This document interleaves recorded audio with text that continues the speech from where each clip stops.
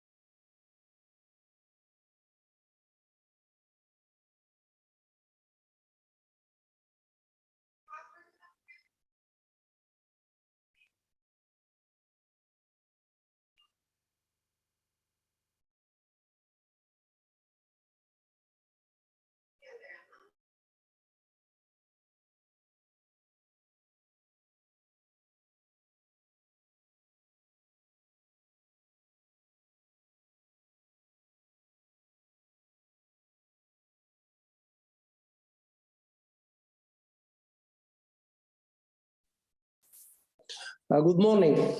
Do we still have everyone or not yet?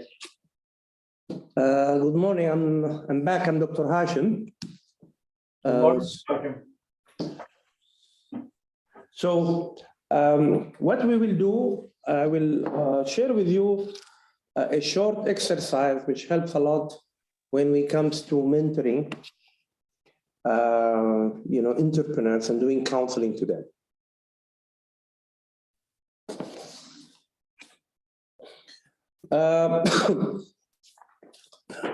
We're going to have also Mrs. Jamila. She's one of talented entrepreneurs from Saudi Arabia. She's going to present her case, because also we have a number of entrepreneurs from Saudi Arabia. We have been supporting them, which is, I think, it will be of quite interest to know and to see an entrepreneur from the ecosystem of Saudi Arabia, and especially she is a lady where she started her businesses and she grew with her business in different sectors. So we will share with her case study, and then even in the future it could be part of the network of the university when you do programs, when you do exhibitions, when you do webinars. She will be a good example to share her experience with the students.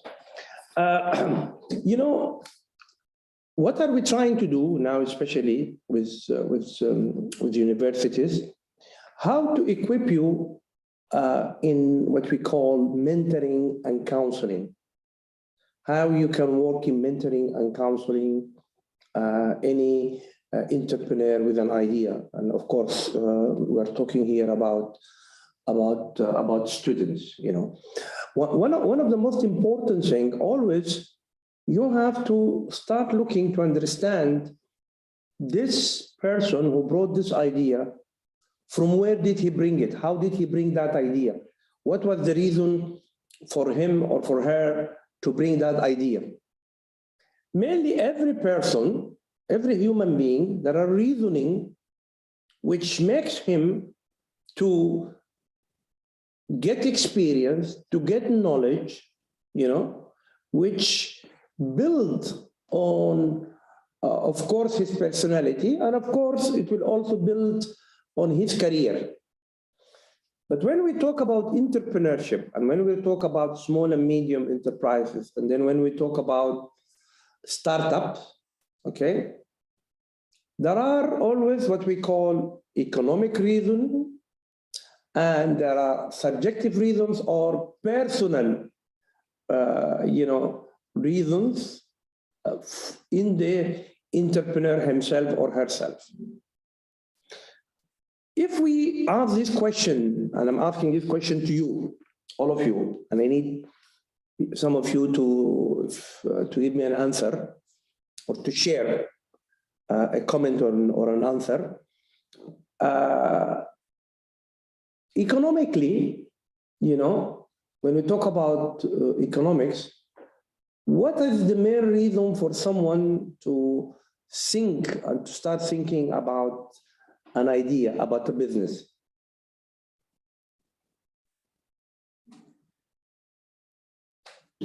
Anyone can give me an answer to start this exercise? What is the reason, the economic reasons, to make someone to start thinking about an idea or to start a business? Yes, go ahead. Doctor, yes. They want to work for themselves. Sorry? Because they want to be their own boss. They want to work for themselves. Well, this is when it goes to the personal reasons, to the subjective reasons, but for economic reasons.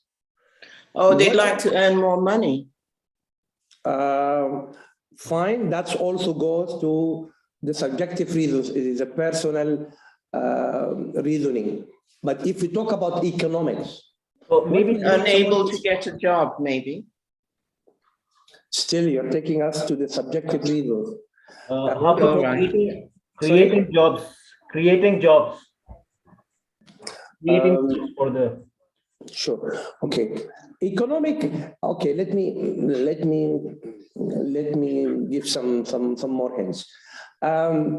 Mainly, if I have an idea, okay, a business idea, where should it go? Where should I develop this business idea?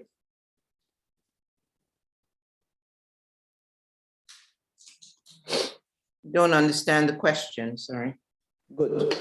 Now I have a business idea. I have an idea. I want to start a business. Okay. Fine. This business, this idea, where? Because I need to take money. I need to make money from this business idea. So where this business idea will be, where I'm going to take it? To the market. Any business idea has to start with the market, you know? Start with the market, and market is demand and supply. You know, from Adam Smith, you know, market is always a demand and supply. So what makes me to think about a startup, about startup business is always the market. You know, I can see that there is a gap in the market for a product or services.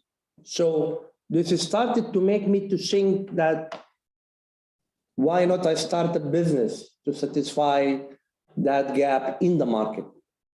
This is the traditional classical reasoning, first reasoning, economic reasoning for any idea generation, for anyone to start thinking about an idea, because if it does not start from a market, it cannot be a business. But especially as a startup or a macro or small businesses entrepreneur, we can work with the market, we can adjust the market. How? Does anyone can give me an answer? We said the market is demand and supply. Okay, that's the traditional, the classical reasoning of any idea to come into the market. But then we can adjust as a startup, and when as innovative and we bring a unique idea, what can we do when we talk about the market?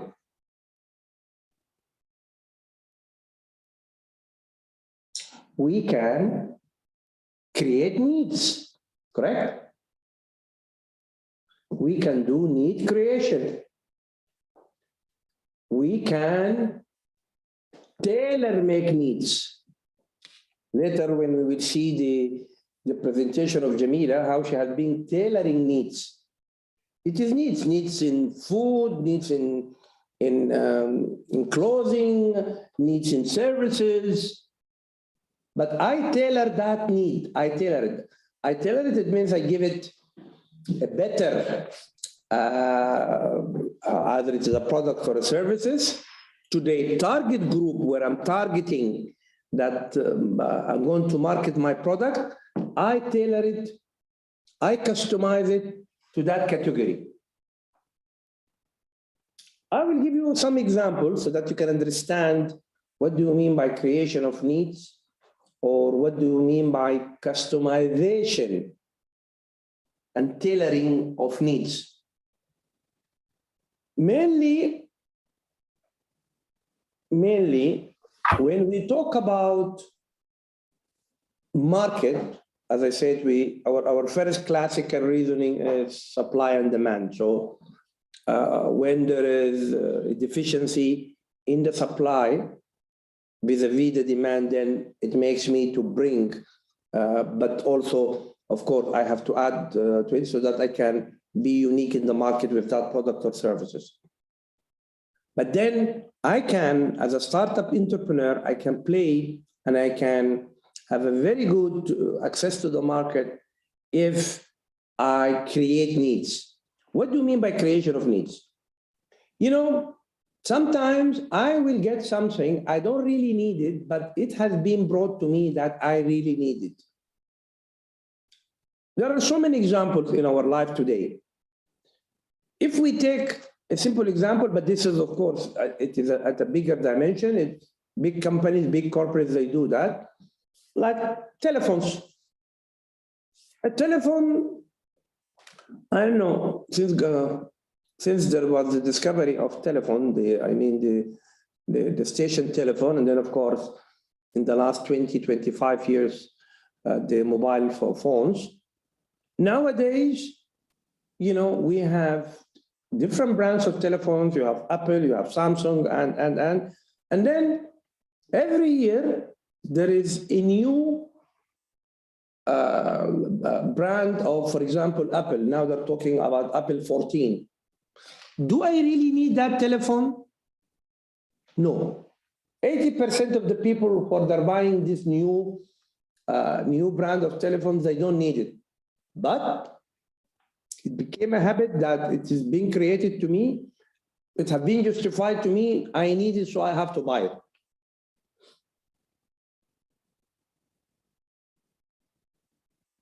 When you go sometimes to the supermarkets, there is always products. Sometimes you don't really need it, but even the way supermarkets, they market the products is they put for you a product in front of your eyes on the high shelf so that you can see it, and then you can buy it. Okay? And then even where a product should be placed in a supermarket, it is costly. It depends on the cost you're paying to the supermarket where they're going to display your product. So some products, no. Some products I need to buy, so I will go and buy it wherever it is. I will go and look into it in the supermarket. Some of the products which I'm hesitant and I don't really need it, it will be marketed to me in a way that I wouldn't say enforce me, but it will assist me to take the decision to buy that. Some of the examples of creation of needs or tailoring of needs in our community and societies, we can see it, for example, in food. A lot of food products now, of course, if you talk 50, 60 years back, there wasn't that much restaurants. The food was always cooked at the household level. Then the food which we like, the traditional food, now you can find it in so many restaurants. Even some households, they do the cooking at home and then they sell it, you know. But this food is mainly a food which is coming from the culture, is coming from the community. So some very good entrepreneurs, they manage to do kind of customization of that needs of that products. I will just throw for you an example, a very good example. We have an entrepreneur. She came talking about in the same exercise we're talking, I'm doing now, we're not talking. And then she said, yes, I have an idea, which is customization of needs. And then we said, what is it? She said, diet sambusa. I don't know if some of you, they know there is sambusa, but it is sweet sambusa. Bahrain is very known with the sweet sambusa. It is pastry filled with nuts and cinnamon. And then it is sweetened by sweetener, mainly from syrup, sugar syrup. But before that, of course, it has to be fried. And then it gets sweetened. It is very famous in Bahrain. It is also famous in some Gulf countries, but mainly it is kind of the Bahraini sweets. So this Azjan, this was 20 years back. She was doing it from home, and she said, I have a diet. Then me and the other participants, we looked at her and then we said, how could it be diet? She said, okay, tomorrow I will bring a sample and I will share it with you. So she brought the second day sample and with Arabic coffee.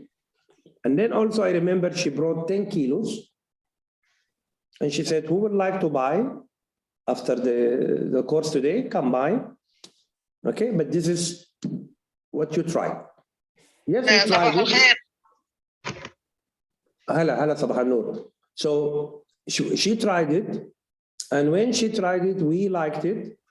And then we asked her, so can you explain what do you mean by diet? She said, I didn't fry it, I baked it. I didn't use sugar, I used fructose.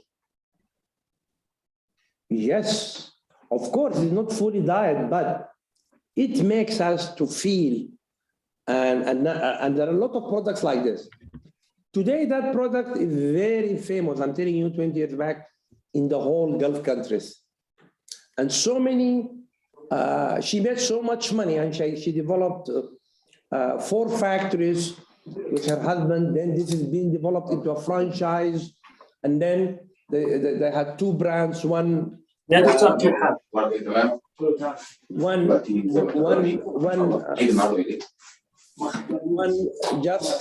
muted. One which started called Halawiyat Bu Yusuf, and then there was a higher brand called Gudur. This is in big shopping malls, and then they developed a coffee shop with their products and Arabic coffee. So I'm just giving you an example to understand how we can customize needs. When we come, for example, in clothing, we can see, I can give you a very good example, and then we can look into others. In the abaya here, also from the community, this abaya for centuries, by the way, the abaya is not part of didn't start yet, it's not part of the culture. The abaya came from the Ottomans, came from Turkey, you know? Then it became part of the traditional dress, but it was not being developed here in the region. It came from Al-Asitana, it came from Turkey. But then we can see in the last few years, there is different modalities, different colors, different designs in the abaya, which started, by the way, by some Bahraini women entrepreneurs. I know this 15 years back, because when they came and they said this, and their market was not Bahrain, their market was Kuwait and Qatar, then it moved to other countries. If we look into the services, there is a lot. For example, you can see talabat, you can see a lot of services, even in fixing electricity, sewage, which I need the services to come to my home, you know. More and more, you see a lot of customization of needs in the services. So, for any idea to start, it has to start from a market demand. Okay, this is the classical gap analysis between demand and supply. But then, as a startup and as I bring in an innovative and a creative idea, I look into creation of needs and I look into customization of needs. And of course, the customization of needs also, it depends on the target group. Is it teenagers? Is it children? Is it adults? Is it females? Is it males? So each target group, we have to look into how we can customize these needs for them. This is when we talk about economic reasoning. Me and you, as a mentor, when we will start discussing and mentoring and providing counseling to this entrepreneur, okay, or who is bringing the idea, we have to understand from where and how did he bring that idea? Because this will help me when I will start doing the exercise of counseling or mentoring to this idea initiator. But there is a very, very important reasoning is the subjective or the personal reason. What do we mean by this? We mean by what me as a person have made me to start thinking about an idea. That someone can give me an example? There are three, we have listed them. And then there is another big bubble down, which is linked to that. What do you think, what have brought for me knowledge? Okay, so that I can start thinking about identifying an idea.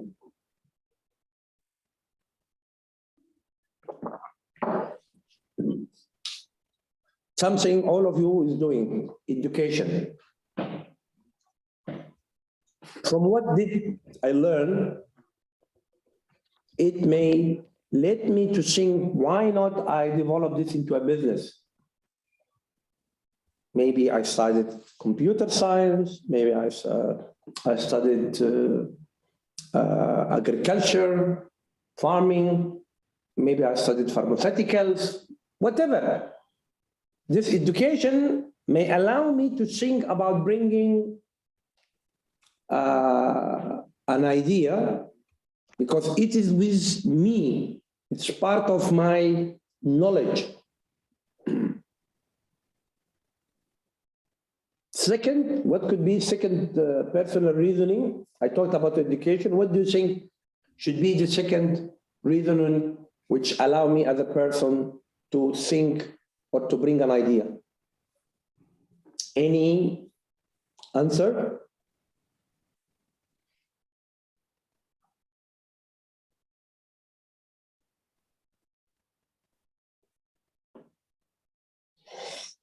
Working experience.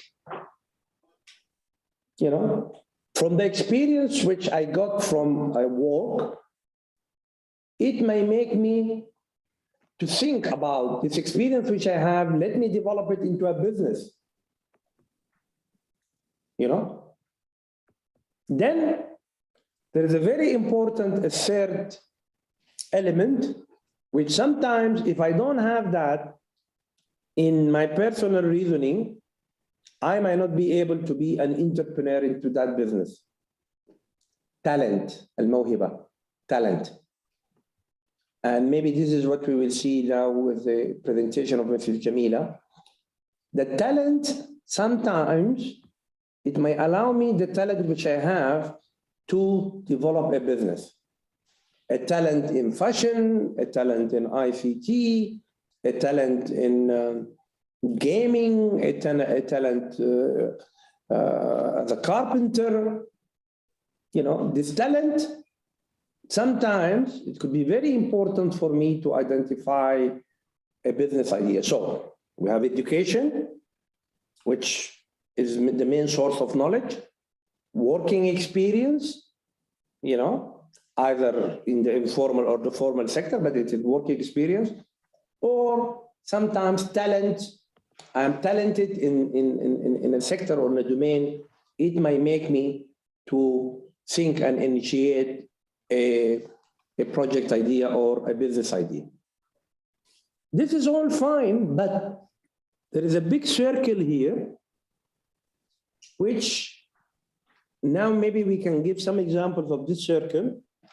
If I don't have that, in that big circle, I might not be an entrepreneur and I might not be able to develop a business, even if I had the right education, the good working experience, and then I also have the talent, the economic reasoning is there, but still, and this is what we do exactly in that big circle. What do you think? What should be for someone, what he should assess, what he should be having, what he should be strengthening in himself or herself to start a business and to be an entrepreneur? And this is where you will be working, and this is where mentors and business counselors, they work on, as entrepreneurial qualities.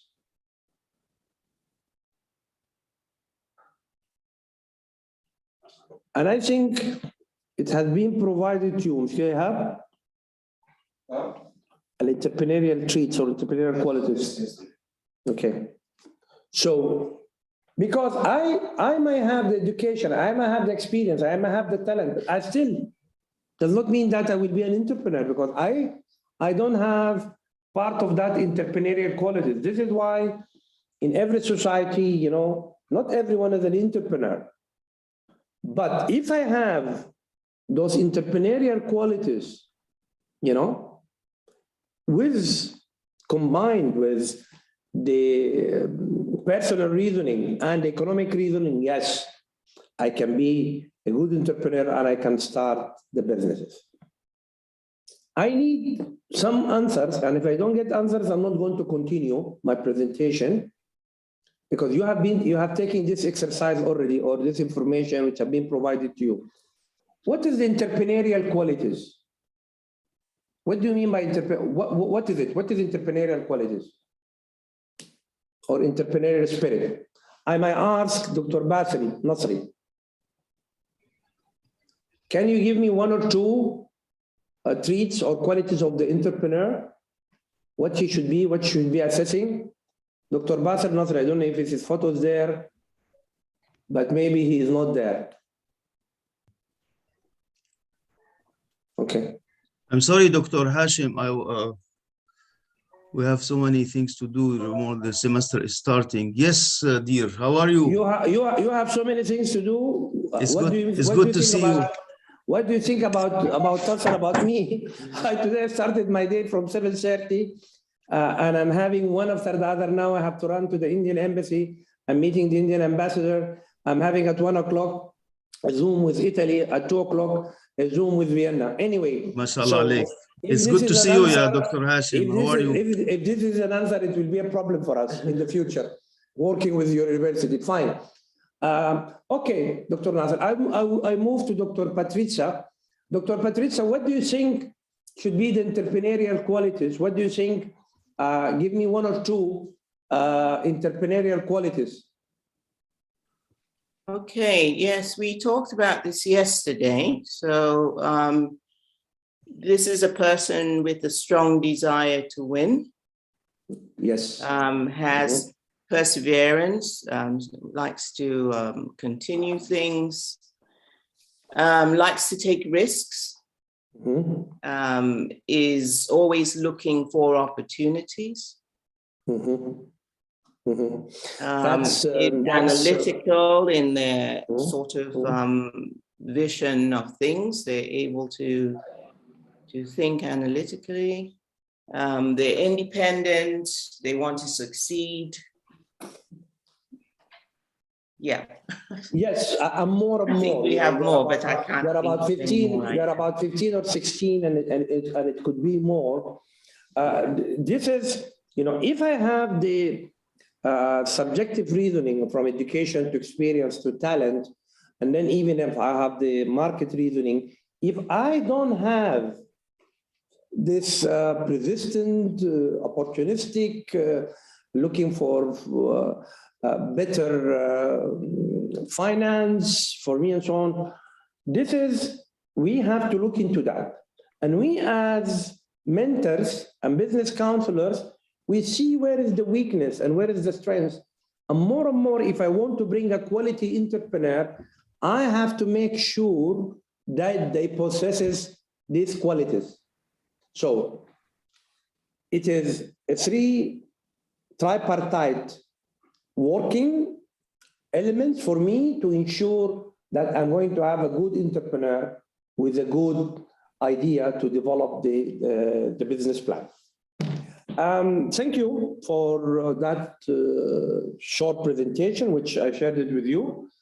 I will now ask Mrs. Jamila Hari, which is an entrepreneur, started her businesses. She joined our program because she needed to grow with her businesses. And this was part of our program, which we had it with Royal Incubation in Yumber. And we had an incubator there, which we developed, I think 12, 13 years back. And she has been part also of that incubator. That incubator is into two parts, for women and another one for men, مع الهيئة الملكية في جبيل وينبع. So from there, she developed and she developed a number of businesses. She have been working and supporting other entrepreneurs, and she became also very famous in the media. You will see with NBC and others what she have been doing. أستاذة جميلة المحارب أستاذة جميلة تفضلي.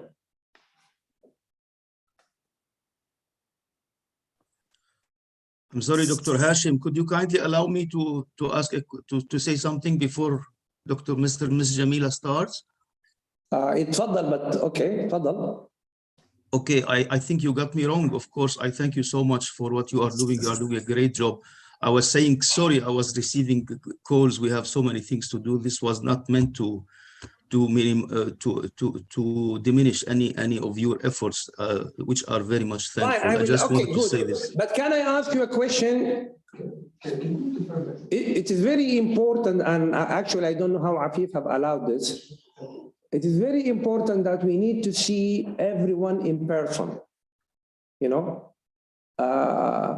either you activate and you work with us, or there is no reason for us to do all of this training. So every person who's there, which I see just names, in our training, at least if it is not in person, if it is online, we need to see the participants. They should be there.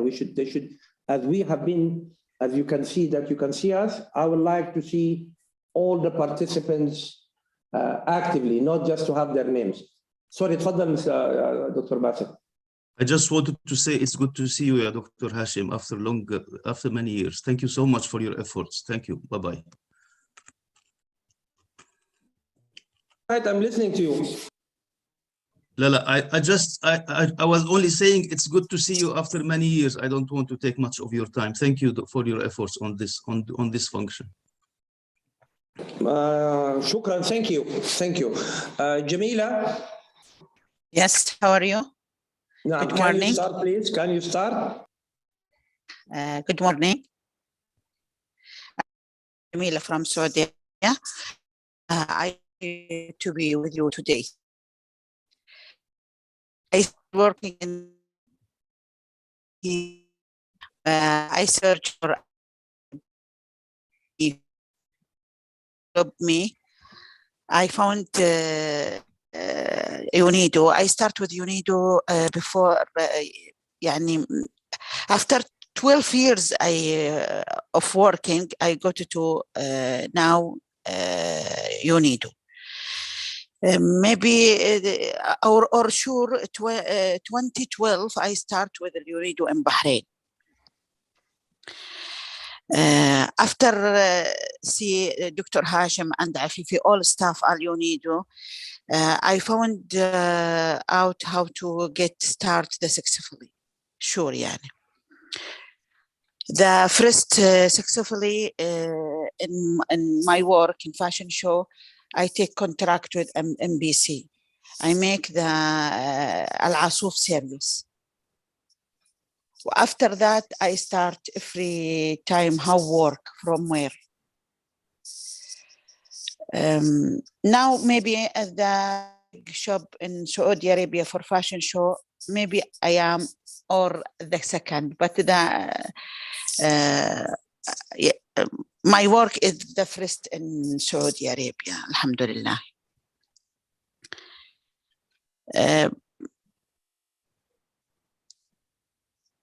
I don't know what I talk with all, but Annie ask me, I answer you, yeah.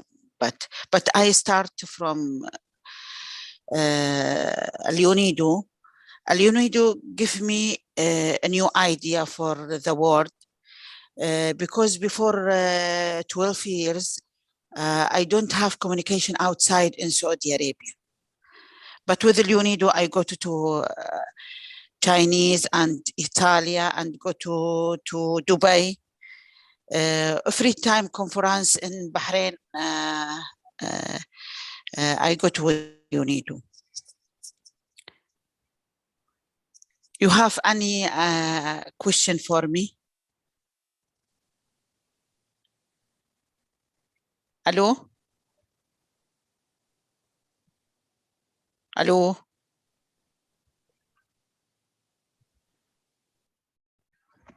Yeah, we can hear you, Jamila. No questions at the moment for me. Oh. Jamila, thank you so much for coming and for showing here. We'd like to have an idea about how you started and your trip. If you could summarize it quickly to everybody, please. Thank you so much. Thank you.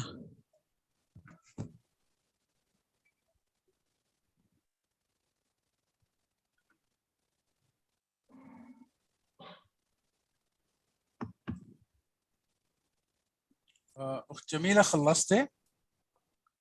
Yes, you want any question, but yeah, I start with you and I help somebody start.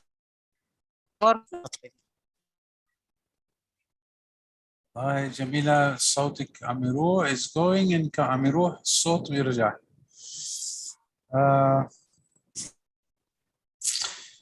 طب hopefully جميلة we can hear you بس ما عم يوصل الصوت. I believe our next speaker is here. دكتورة أمل صباح الخير. شو أخبارك؟ صباح الخير صباح الخير أستاذ عفيف صباح الخير. الله يسلمك. دكتورة they're all yours. تفضلي. Okay, just allow me to share. Yeah, we can see your Zoom screen. Okay, let me see where's my presentation.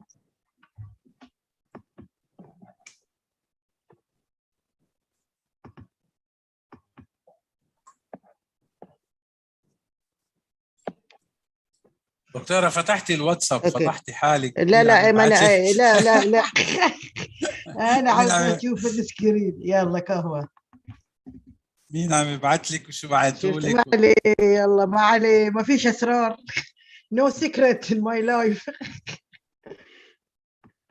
يلا why take time.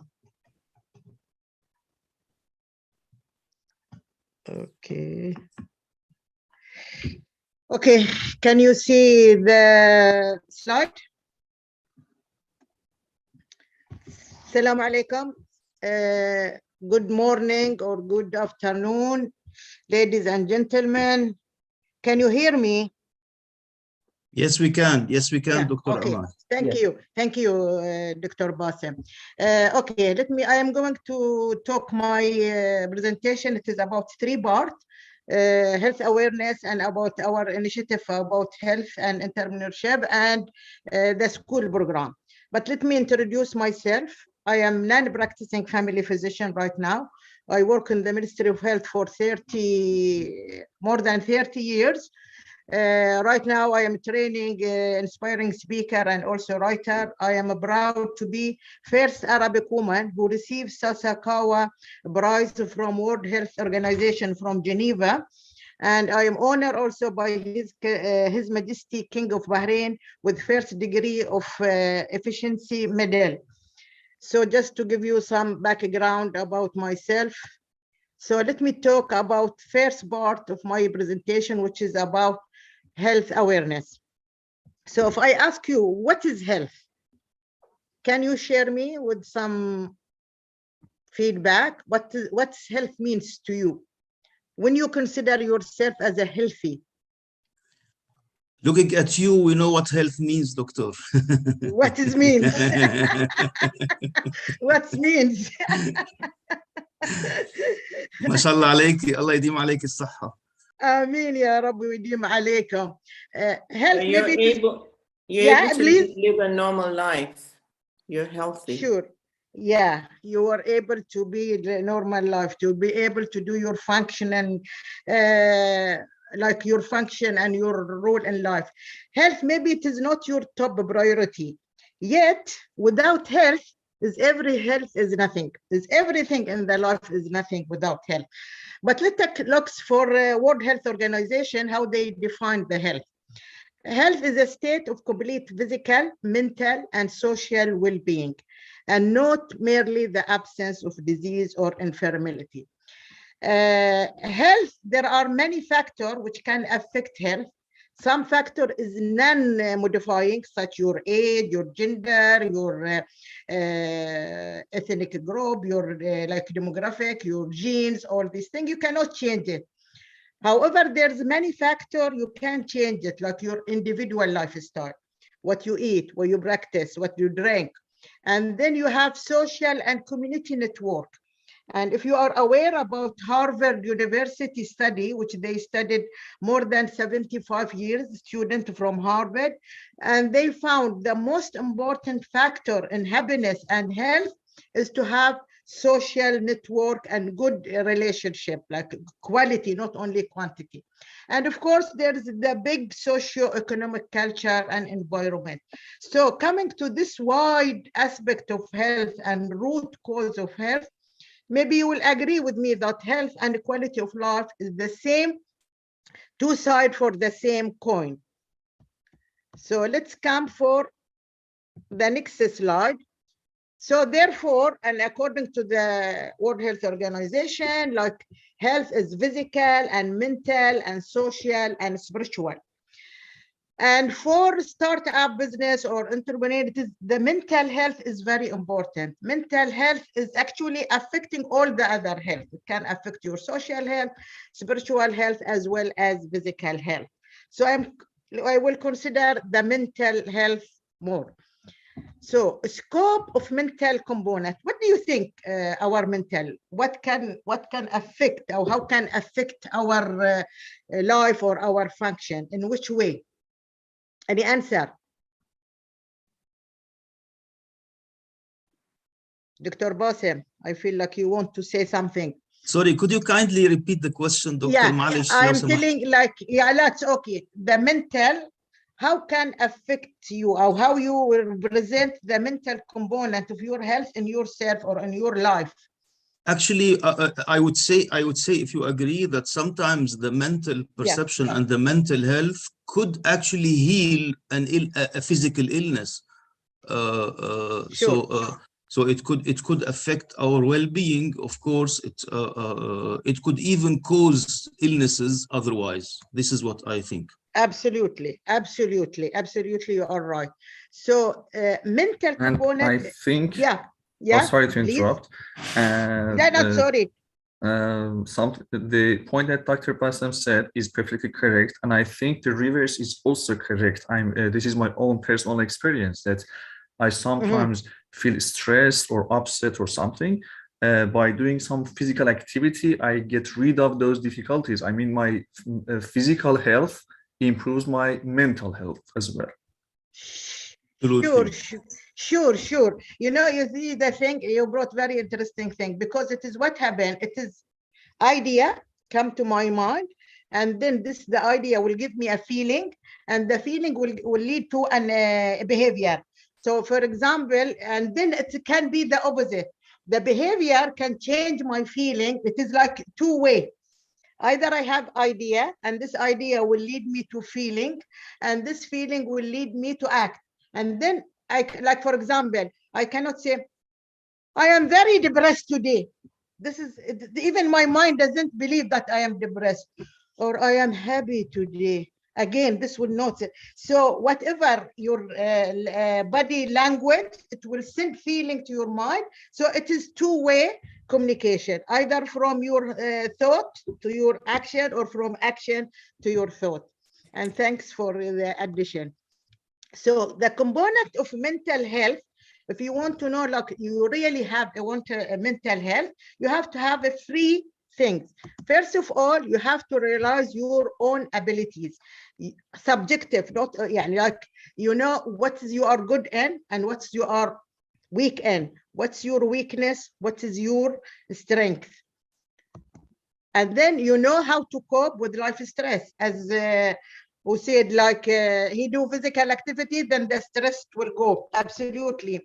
And then when you work productively again, you are having mental health, and when you're making contribution to your community.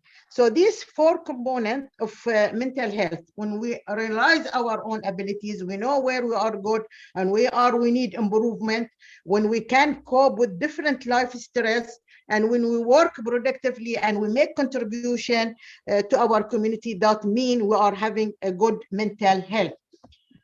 Again, I will realize in 2 things, which is realizing our own abilities, that how do we perceive our own abilities. Some people, they perceive themselves like more than they, and some they just underestimate. So either they overestimate or they underestimate. The good thing is to be middle way, like, you know, when are you good and when you need improvement. Second thing is the self-efficacy. What do you think about meaning of self-efficacy, or how, what does it mean, self-efficacy? Any idea? Okay, self-efficacy refers to the confidence in one's ability to behave in such a way as to produce a desirable outcome. So if you know, like, your outcome to lose weight, or your outcome to succeed in your business, or your outcome to improve your relation with your student and improve their performance. So whatever is the outcome you are looking for it, if you believe that you have and you are confident about your ability to behave in such way, self-discipline, problem solving, communication, whatever, then you are having self-efficacy. The good thing, you can increase your self-efficacy. You can build it, you can increase it. So first of all, you should to be aware of yourself. Unfortunately, many of us, and even me myself, and sometimes we drive without conscious. We just take the car because it became habit, and many think we just do automatic response. But when we became aware of ourselves, this is one aspect of emotional intelligence. It is very important to be aware about yourself, about your thought, about your feeling, about your behavior. Second thing, you should keep record also of your achievements. So once you have achieved something, then it will encourage you to get more achievement. Third thing, you should focus on your weakness. You know that you are, for example, weak in presentation, oral presentation, then you have to, you're weak in problem solving, then maybe you have to improve this thing. And then turn your negative thought to a positive. There's, of course, many techniques to turn this, but this again need another summary, and I have only half an hour to explain many things. Then accept compliment gracefully. Some people, like, they feel like shy or they embarrassed. No, if you did something, it is your right to also accept. And create support system, whether it is from religious, faith, friend, family, and be optimistic. And love yourself unconditionally. Don't beat yourself. Don't like, okay, mistake, everybody make a mistake. Nobody doesn't make a mistake, but I have to learn from my mistake. And also I should separate my behavior from myself as a person, as identity. Third thing is, it's comfort zone. I think everybody know comfort zone. What is comfort zone? It's avoiding the changes and the risks. Avoiding the changes. It is the way I live. This is how I get up. This is how I work. This is how so I am fine here. I don't want to go behind or behind this zone. But if I didn't move from my comfort zone, I never will get to grow up. I will never be developed, because out of comfort zone, there's a fear zone, which is normal, like everybody. It's the technology. Anyhow, here it will come fear zone. Fear zone, because it is normal for a human being to be afraid from unknown. Like, even like when COVID came, everybody was frightened. Everybody doesn't know how to do. Later on, everybody. But when I cross the fear zone, I will go to learning zone. Learning zone, then here I will learn. And after I learn something, I will grow up. And then the grow up, this zone, after some time, after a while, it becomes comfort zone because I master it. Then I have to start the circle again. Again, I have to go from this because it became, it came now. So it came growth zone, it is my comfort zone. And then I have to go to start a new cycle. Stress. Everybody says stress. When I stress, I do exercise. When I do stress. So what is stress? How do you define stress? Feeling overwhelmed with so many things, or thinking of so many things, being under pressure. Yep. Okay. So stress is the adverse reaction, whatever reaction I have. When it comes when I have excessive pressure or other type demand, whether it is from work, from family, from economic, from any, I feel there's a pressure and there's a demand. And yet I don't able to cope with this demand. So when I don't feel I am capable or I am confident to cope with this demand, then stress will happen. So let's see, it is at the end that it is always perceived. What I perceive demand and I perceive resources at me. What is my resources? Internal resources, external resources. If they two like meet each other, then it will be challenge and it will be mastery. But if the demand is more than my resources, then it became stress and anxiety. And if my resources even more than the demand, I feel even frustrated and boredom because I feel like I can do more than this. So this is the relation between the demand and resources. Effect of stress. It can affect our emotional. We feel depressed, we feel anxious, we feel a lot of change of mood. Psychological, we are not able to concentrate, we are not able to think, we cannot recall memories, or physical, every cell of our body is affected by stress.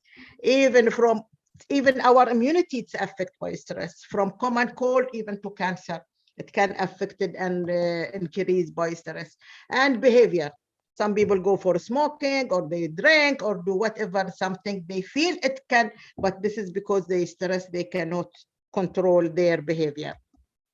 So how to cope with stress? There's some called calm strategy. Each letter from this, it stands for a word. So C, what do you think C stands for what? Somebody else other than Dr. Bassem, who would like to guess C stand for what?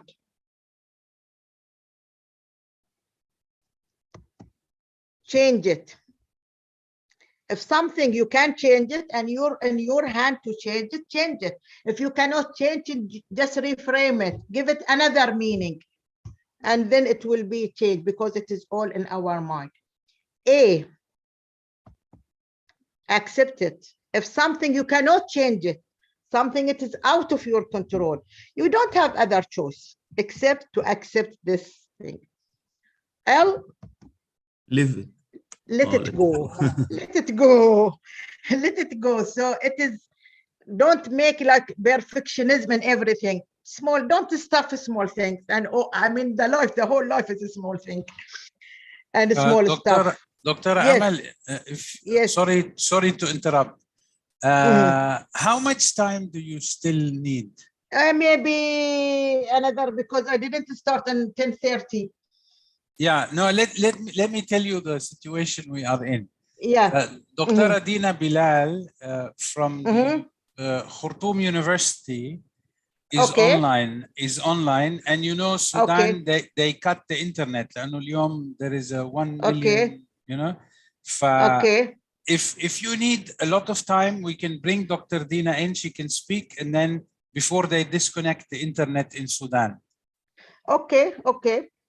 And then and sorry, لا it's okay. It's okay. You know, لأنه دكتورة دينا يعني you know, internet is not sure, right no problem. in Sudan. No, it's okay. It's okay. No Sorry, problem. Azrini, doctor. La, Then la, you la, can okay. continue. We have no problem. Dr. Adina, can you hear us? Yes, I can hear you, Afif. Hello. Okay. Good morning. Good morning, Doctora. Doctora, can you present? Doctora Muna, Doctora Amal will pause for you so that we bring you in قبل ما ينقطع الإنترنت, and to share the Technopole experience of the Sudan University. You will share your presentation, or you would like us to Yes, share I it? will share it right now. Very good, thank you. اعذريني دكتورة أمل. لا لا لا معذور لا لا لا لا الله يسلمك ما في مشكلة. No problem, thank you.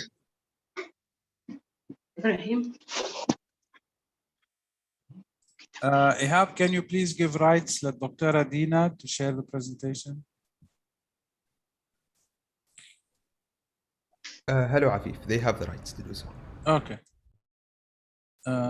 Isa, just in case, I will share with you the presentation via WhatsApp now that Dr. Adina, in case she couldn't open it, and then you can share it from your side from here. Inshallah. Yeah, my WhatsApp is.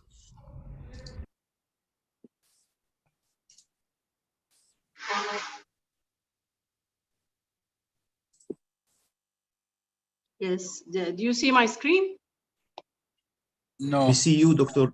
Not yet? Yes, Okay. yes, yes. We see your beautiful screen. Okay, thank you.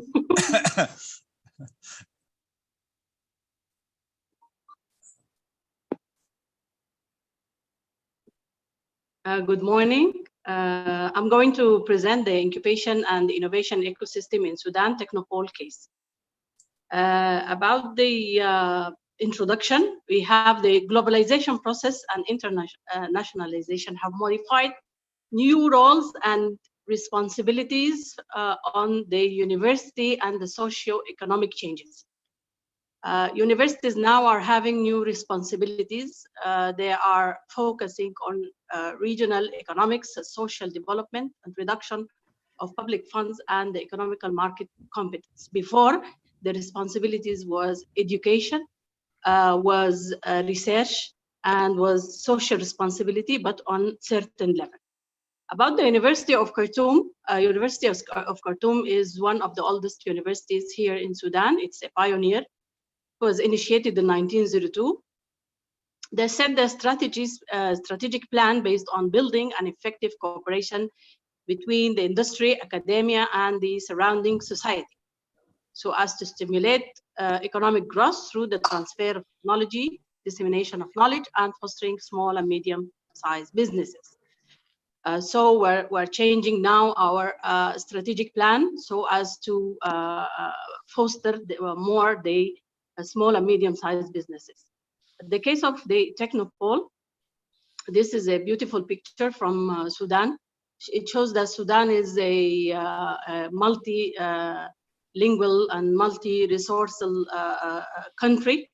We are focusing more on agricultural sector, and we have a lot of resources, mining resources and agricultural, different agricultural products. For the Technopole establishment, the Technopole is the first technology-based incubator in Sudan. It's hosted within the Faculty of Engineering, University of Khartoum.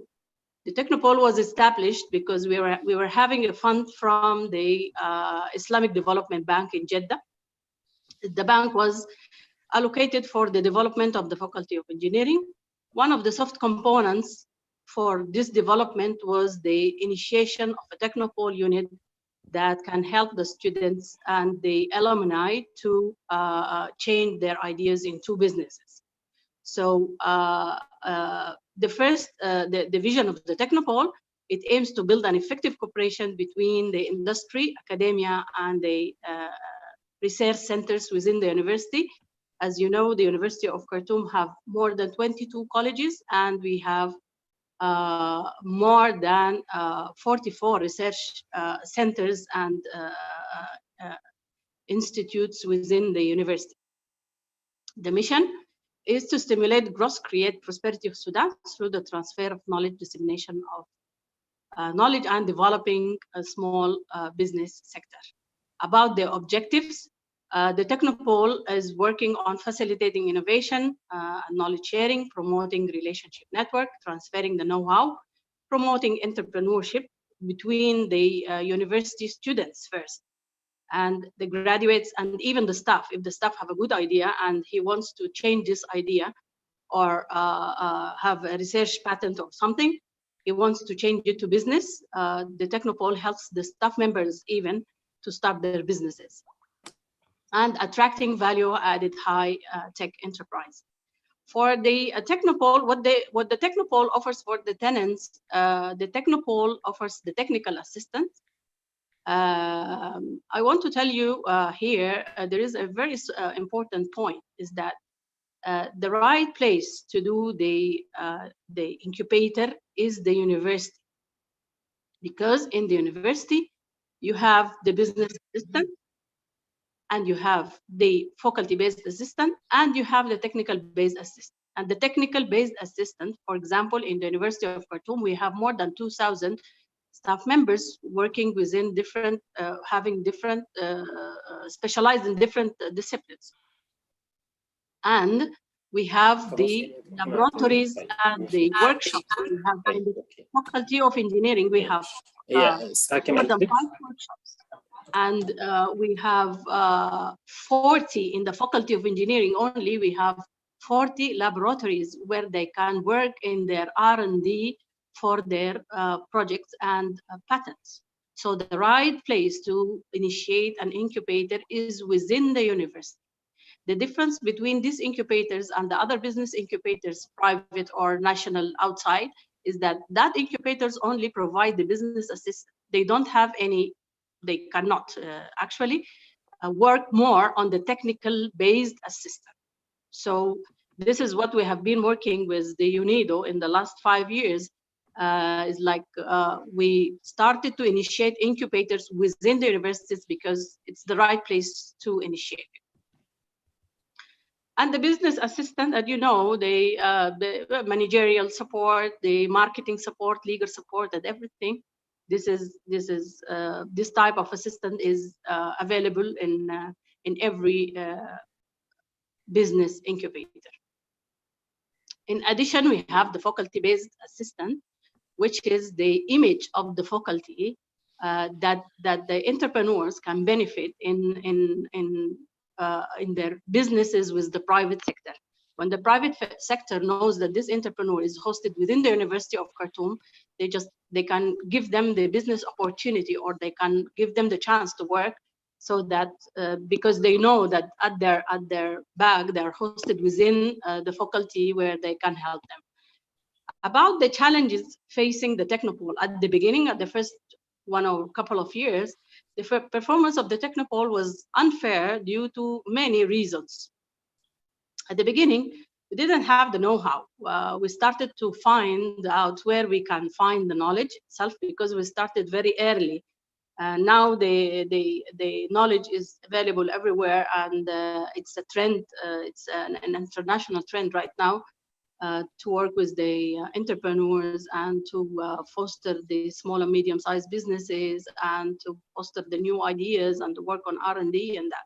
But before 10 years, the situation was not like that. And we didn't have sufficient awareness about the importance of the entrepreneurship and the incubation system implementation. We didn't have an incubation system, proper incubation system. We had limited vision, and one of the problems that hinders the way that we are moving on was the rules and the regulations of the university. And this is one of the things that it's very important to work on, because if the rules and the regulations are not fostering, are not supporting the incubation systems and the entrepreneurship and the implementation of incubations and their work, which is different from the research work that the universities are used to do. Here, this is a very important point that can be a burden for the work of the incubators. Also, we have limited financial resources. Till now, we have the limited financial resources and the technological resources as well. We have lack on the national policies that boost in entrepreneurship and innovation, and we have limited governmental support. We worked with, within the last 10 years, we worked with more than 40 ministries with different ministers. Because the last period we have instability in Sudan, and they were changing ministries every now and then, the ministers. And all the ministries are working on isolated islands. We have no strategic plan for Sudan for fostering entrepreneurship and innovation. And we have the scarce economical, social, and political situation right now in Sudan that lead to a catastrophic situation. How these challenges were overcome? In 2017, we knew the Arab International Office for Entrepreneurship and Investment, UNIDO Office Bahrain, and honestly, they played a crucial role in the success of the Technopole. They helped us a lot in the training and capacity building programs for the staff members of the University of Khartoum, not only for the Faculty of Engineering, but we tried to provide the training courses for all the deans of the different colleges as well, so that to increase the to widen the platform and to increase the orientation about the importance of the incubation systems. And the also they help us in setting and accomplishing the Technopole strategic plan. And we work together on changing the mindset of the youth through increasing awareness about the importance of entrepreneurship, innovation, and the role it can play in enhancing the economic development of the country. And here we work not only with the youth, with the entrepreneurs, we also work with the parents, because it's very important for the parents to understand the new situation where their child or entrepreneurs will do at the future. And developing we also worked in developing the engineering curriculum. We inserted entrepreneurship course for the 5th year in the mechanical engineering department, and this have changed a lot in their lives. They're starting now to do their final year projects based on changing this idea to businesses. Before, we didn't have these ideas in the Faculty of Engineering. The final year project was just a project for like graduation or changing or moving with the project to further research and so on.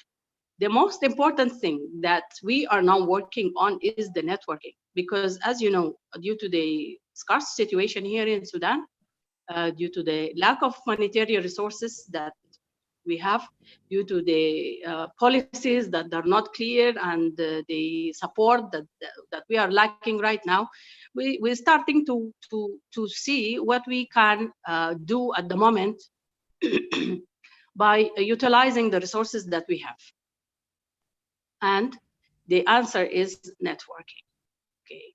How the Technopole worked with the networking, we start linking the startup entrepreneurs with appropriate parties, especially facilitating financial links, private sector and governmental sector. These are the different links that we have with different ministries, all the national universities, Ministry of Human Resources, Social Security, Agriculture and Forestry, Communication, Commerce, and we have more. Now we have more linkages with the governmental sectors than this one. And we have more linkages with the private sector. You have our strategic alliance with the Arab International Office. We have the ITP Office Germany, ITP Office Sudan, Central Trading Company, DAL, these are all private companies, British Council, French Council, Spanish, British Embassy, sorry, French embassy and the Spanish embassy.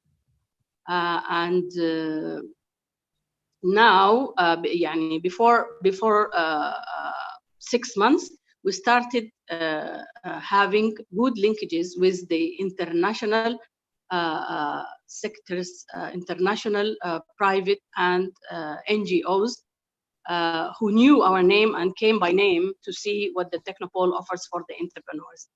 And also we have good linkages with the financial banks and different financial institutes so that we can link the entrepreneurs with different financial institutes. About the impact, we have impact on the benefit for the Sudan industrial sector. By having one company only working its business and having a revenue can change the GDP of Sudan by 0.001%. And this is an achievement. So now we are fostering the economical development of Sudan. We have benefits to the community. We are creating jobs for youth and help them to create their own jobs. Now we're having 15 working business companies. Some of these companies are having more than 6 people working in one company. Before they started with 2, and then 3, and then 5, and then they started to recruit. And we have enhanced image on the national, within the national and international level. We are building up young entrepreneurs by providing capacity building programs. We graduated 45 entrepreneurs within the last 2 years. And we're building confidence and leadership skills and enhance business development by creating more jobs and expanding outside Sudan. For example, one of the companies that we are having within the Technopole are now opening an office in Rwanda, and they are recruiting there more than 5 people. So this is a healthy growth of this company, and providing quality education and facilitation. For the benefits for the joining companies, they have reduced barriers to entry for the market, easy start for the images, for the emerging companies, networking. They are benefiting from all the relationship with the University of Khartoum within different parties, and mentoring and coaching. At the previous year, we finished a project with the African Development Bank for mentoring and coaching 20 entrepreneurs working on the agricultural sector and agricultural technologies. For the benefits for the university, expanded outreach, enhanced image, which is very important for the university because it increased the rank of the university, national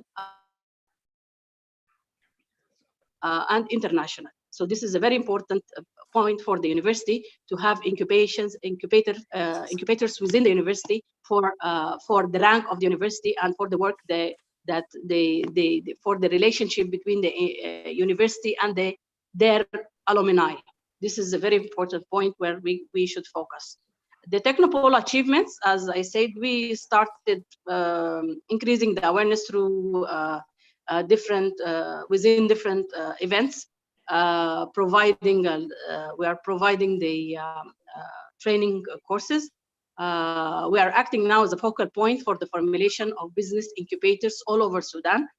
We're starting to do the honey incubators in Western Kordofan. Also the myostoma incubator, Said. It's now initiated already. And we are now working on having water applications incubator. We're working with the Ministry of Higher Education for setting a regulation policy for the incubators, for helping them to work in a good environment. And working with the Ministry of Finance and Investment for setting policies for boosting entrepreneurship and incubation systems, and we're developing strong relationship regionally and internationally with the same interest as the Technopole. So for the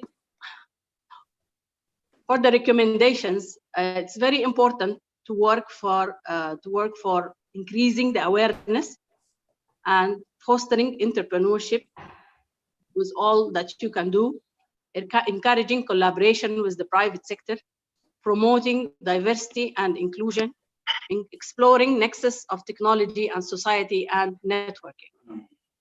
These are some photos of the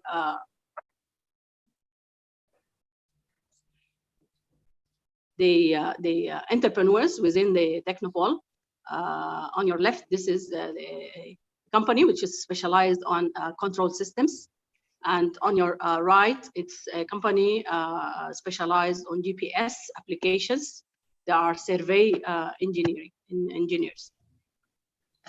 Here we have on your left the design and fabrication of 3D printer. We designed and fabricated a 3D printer, and it's now working on providing spare parts for the small scale industries.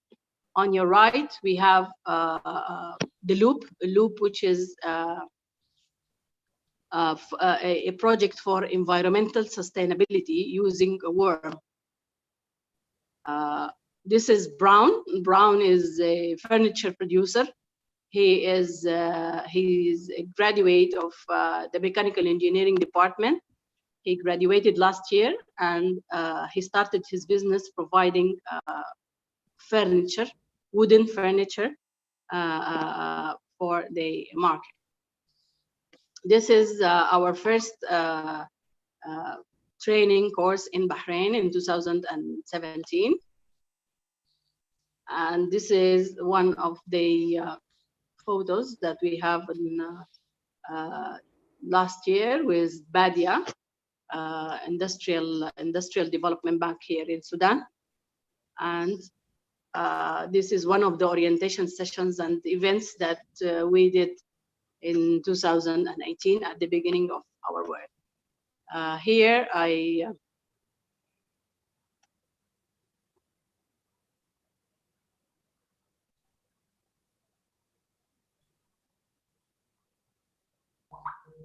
hello. Here I come to the end of my presentation, and I want to introduce Mr. Imad. He's having his business started within before 2 years, and he's working on e-businesses. His presentation is 5 minutes only, and he's not graduated yet. He started before 2 years. He was in year 1 in the Faculty of Engineering, and yes, he's ready now for presenting. Thank you. The traffic area there has stripe. Doctor, are you sure that Imad is online? Yes, let me see. Call me. I don't think he's online. Okay. And I spoke to him this morning, and he is supposed to connect at 11:30, which is now. So let me send him a message. But Doctor, did you show the film, or you would like us to show the film? Yeah. Okay. Isa, can you please show the film تاع Incubator بالسودان that I shared with you this morning? إن شاء الله عفيف. I'll share it now. During this time, I will double check on Imad. Okay. And during this time, we will thank you, Dr. Dina, for this amazing presentation. Thank you. Thank you. Thank you. It's good to see the bright side of Sudan. Thank you. Thank you.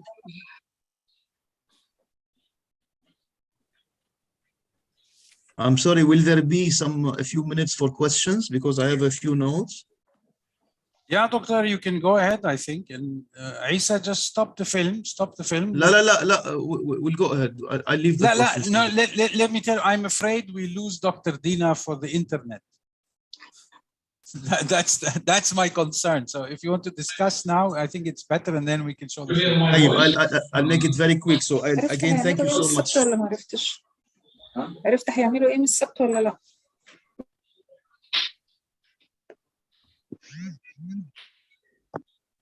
Okay, shall I go ahead? Yes, yes, please. Yeah, so again, thank you.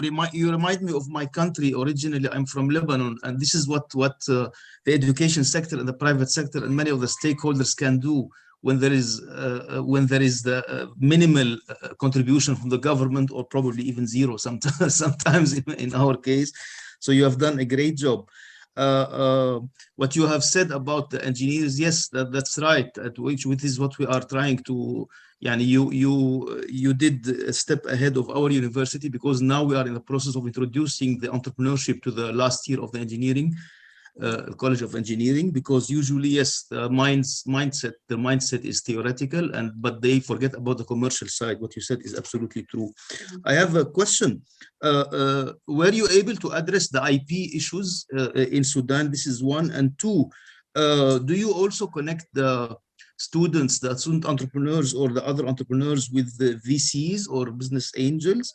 And do you enter into partnership with the incubated projects? Okay. About the I will start with the last question. Yes. About our alliance or business with the entrepreneurs. We have problems in that, because the regulations of the university they do not let the university to go, or part of the university to go in direct business with the entrepreneurs. But I'm working with that, so that we need to change the mindsets, because they before we were not having incubators within the university.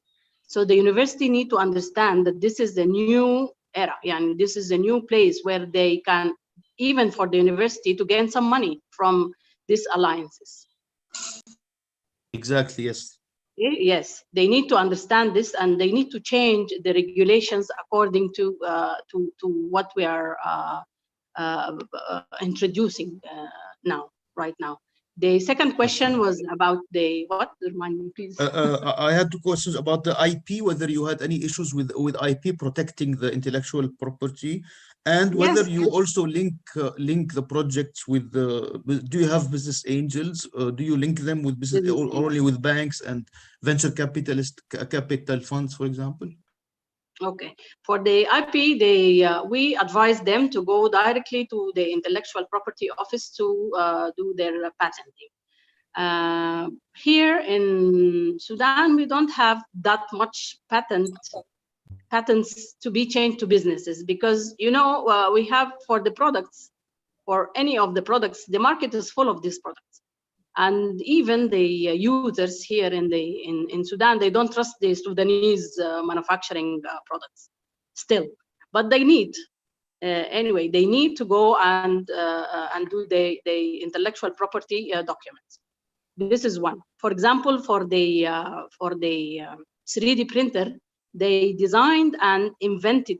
They invented part of the 3D printer itself, and changed certain parts, and now it's working. So they developed an already known technology all over the world. And now I'm working with the ventilator, mechanical ventilator, it's working right now. Also, they need to do the intellectual property for that. And for the business angels here in Sudan, we don't have that much business angels. Still, the businessmen are afraid of dealing with investing on new entrepreneurs. Yes, they are afraid on that. And even sometimes I give them advices not to go with such alliance, because we have instability here in Sudan. For the businessman, if he gives you £1 today, he wants the profit tomorrow. So the day after, okay. So he will not be helpful or supportive for the entrepreneur. Because of this instability, I always advise them not to go within these deals unless we have social and economical stability in the country for the revenue to be like continuous revenue for them, so that they can after that deal with the business angels. And that's right. Probably UNIDO could also help you on establishing an office for the WIPO in Sudan, because this could also apply not only to patents, but also to trademarks, the corporate identity, and to any content related, like for the copyrights. Malish, one final question. It's amazing what you have done with this Technopole. Do you deal with it like an independent profit center which has its own income sources, or is it supported by the university? The Technopole is not supported by any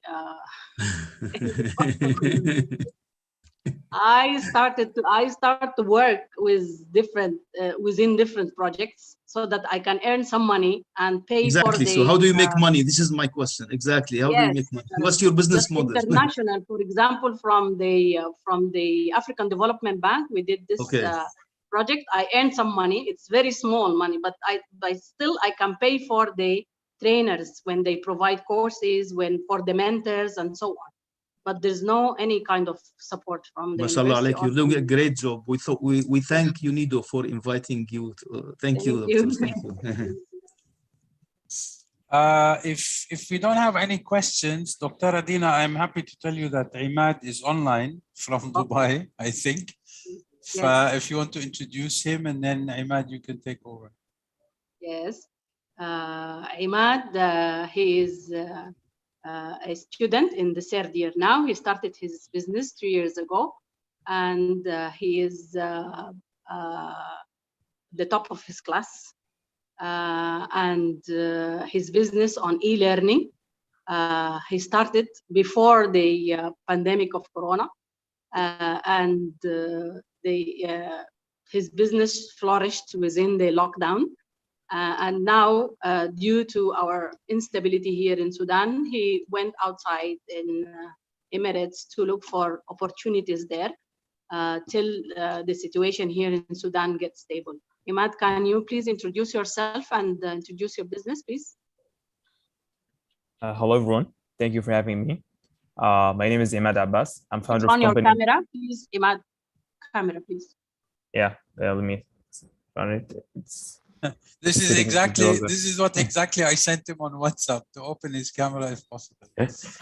Yeah, sure thing. Just the settings of the camera. Let me run it. I think it should work now. Is it working? Perfect. Yeah, perfect. Now you have me in person. So I was saying, my name is Imad. Ben Library School Audio Library for visually impaired.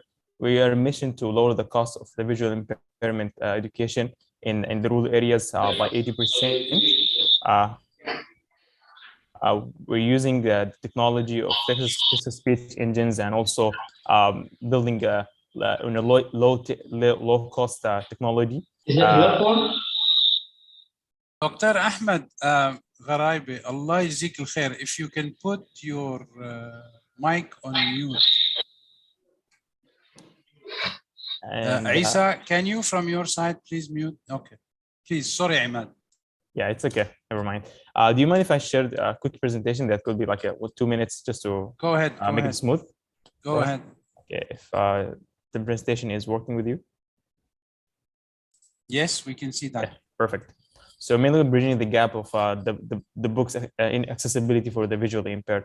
So for me, I have joined the visually impaired ecosystem for 2 years right now. From my experience, I've been diagnosed with myopia for 10 years, and ever since I have had the connections and relevance with the visual impaired education. And then I have decided that this is a problem I want to solve, and this is something that should be fixed.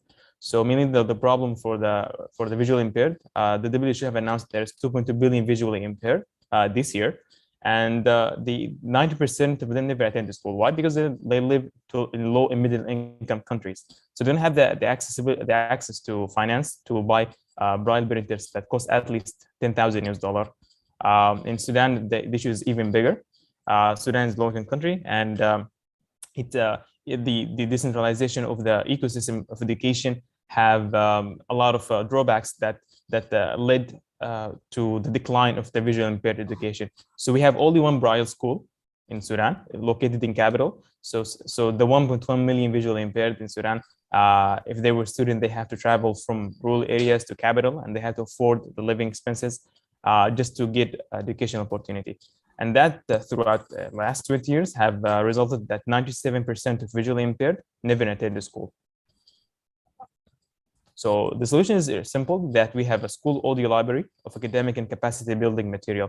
So this solution stand out as an easy distribution channel. Now with the button of click, now we can distribute and create content, even in the last mile population in Sudan, and it's cost-effective solution. So running from $10,000 US braille printers to $50 or less budget tablets that we're offering through our programs, it's a very cost-effective solution for the educational institutions, and it works across platform.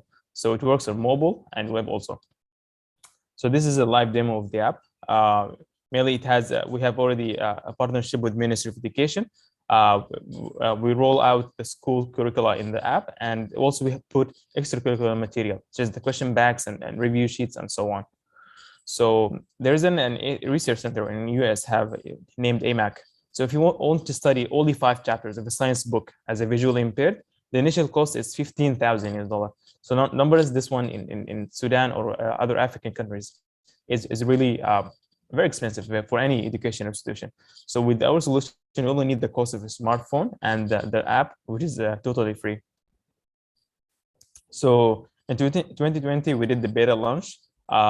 With only one digital campaign, we have reached more than 100 students in rural areas and 21 schools in 5 districts.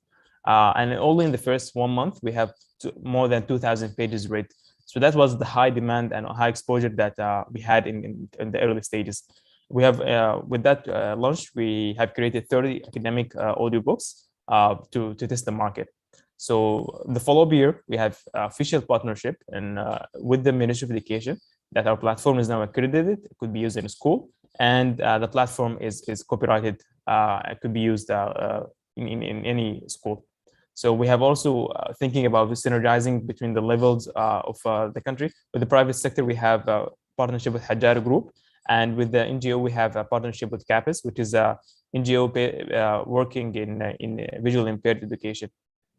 So for us, we mainly tackling education problems, but along the way, we unlock multiple doors or potential partnerships. So mainly we tackling also there's health issues that we're tackling, such as optic inspections for the students. There's also the database of the students. There's the high dropout, the psychological assistance that could be presented for the students, and so on. So mainly we are tabbing on 4 SDG goals and harnessing the technology and the social enterprise and innovation to solve this problem. We are very grateful that we've been selected as one of the top social initiatives in the Arab world in the last year by the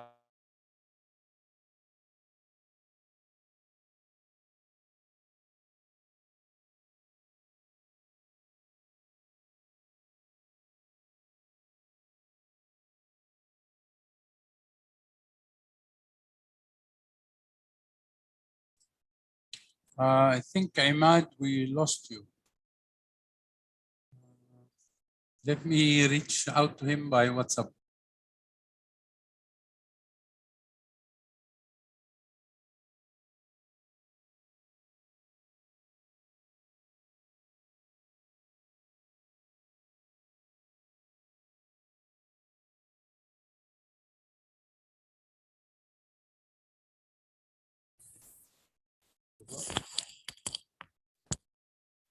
Yeah, go ahead, Imad. We lost you for Yeah, I think the connection dropped out. No problem. Go ahead. Yeah, the last slide. Let me get back the sharing. Talking about our team, we have great experience, more than 10 years of experience, ranging from technology and also production and audiobook producing. For me, as experience, it was really one of the most enriching experiences for me as a still college student. And there's so many good things and so many bad things that we had in the ecosystem. One of the things I'm really thankful for was the Technoball, where it was based inside the college. And I work, I'm a full-time student. So juggling that as a full-time student, also full-time as an entrepreneur or founder in Bin Library, it was really difficult, but the physical location was really good for me. That helped a lot. Also, there's a lot of compromising that happening, but the timing and so on. So the Technoball was a really plus for me. Also the high growth and also the high, there is a lot of shedding light on the business and also startup ecosystem in Sudan in the last 2 years. But also that also unveiled there is so many issues that we have to tackle for the ecosystem. There's still we don't have VC regulator until now.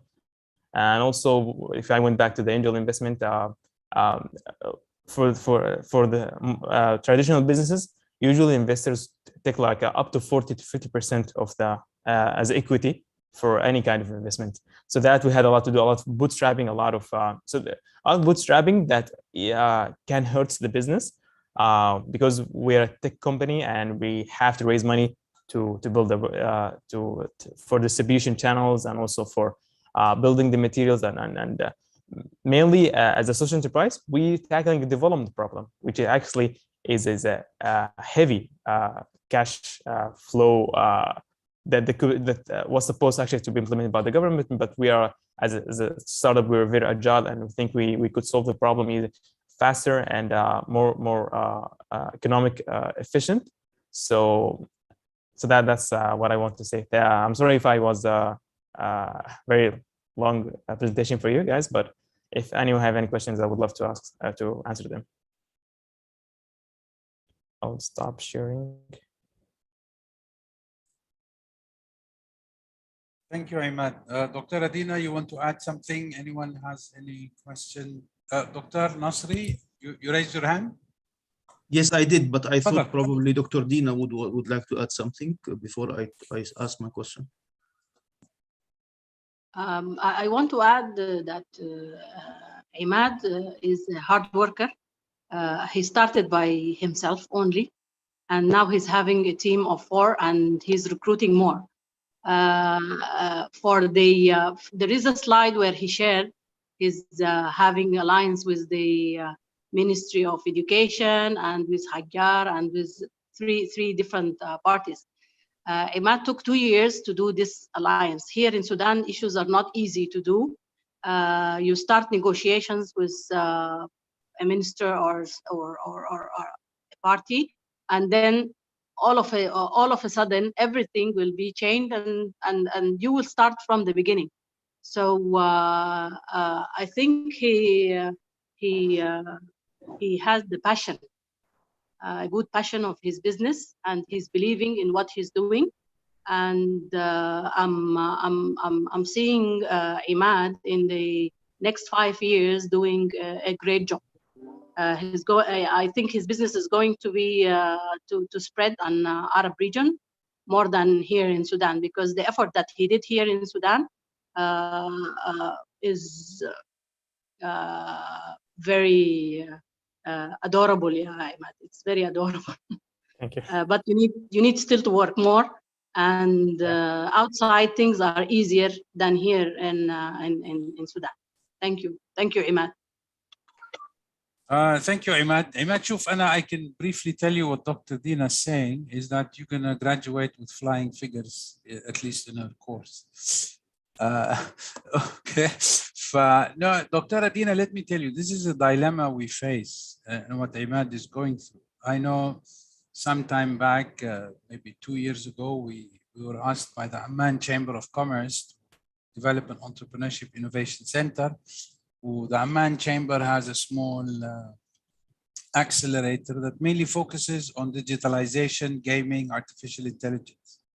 One of the successful teams, there were 4 or 5 teams, and it's a small accelerator. For one of the, I think one of the best teams, when we met them, you know, we said we're going to use you as a pilot example. We're going to work with you and whatever.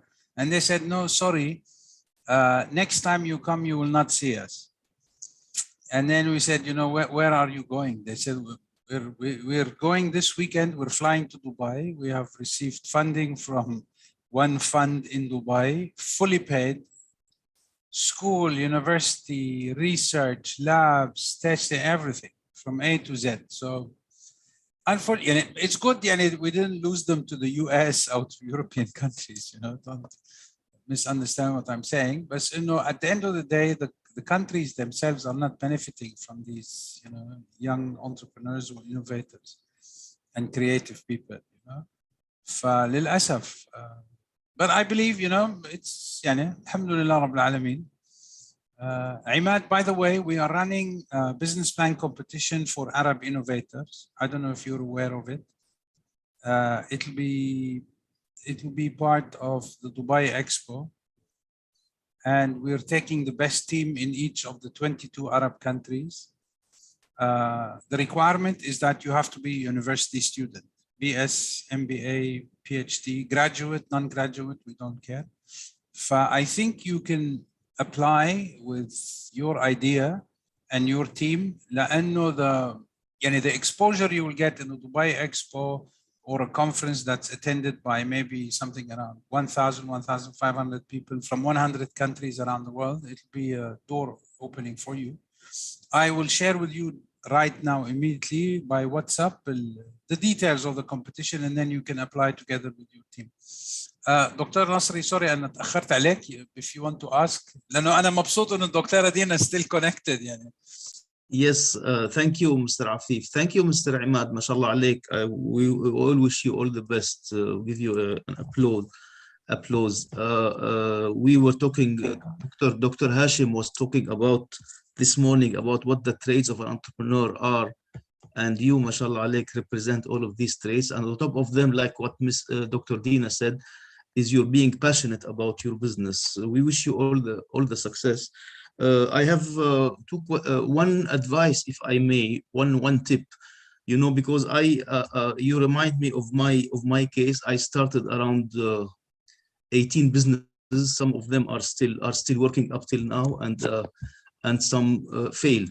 So probably keep my very small tip is just keep this space, keep this passion on. Don't lose it when your business grows. Dr. Amal was talking today about the comfort zone. Once you succeed, so it could become a comfort zone. So don't make it a comfort zone. Keep this passion on and keep it up, mashallah alayk. One very small question. You spoke about VCs and venture and business angels.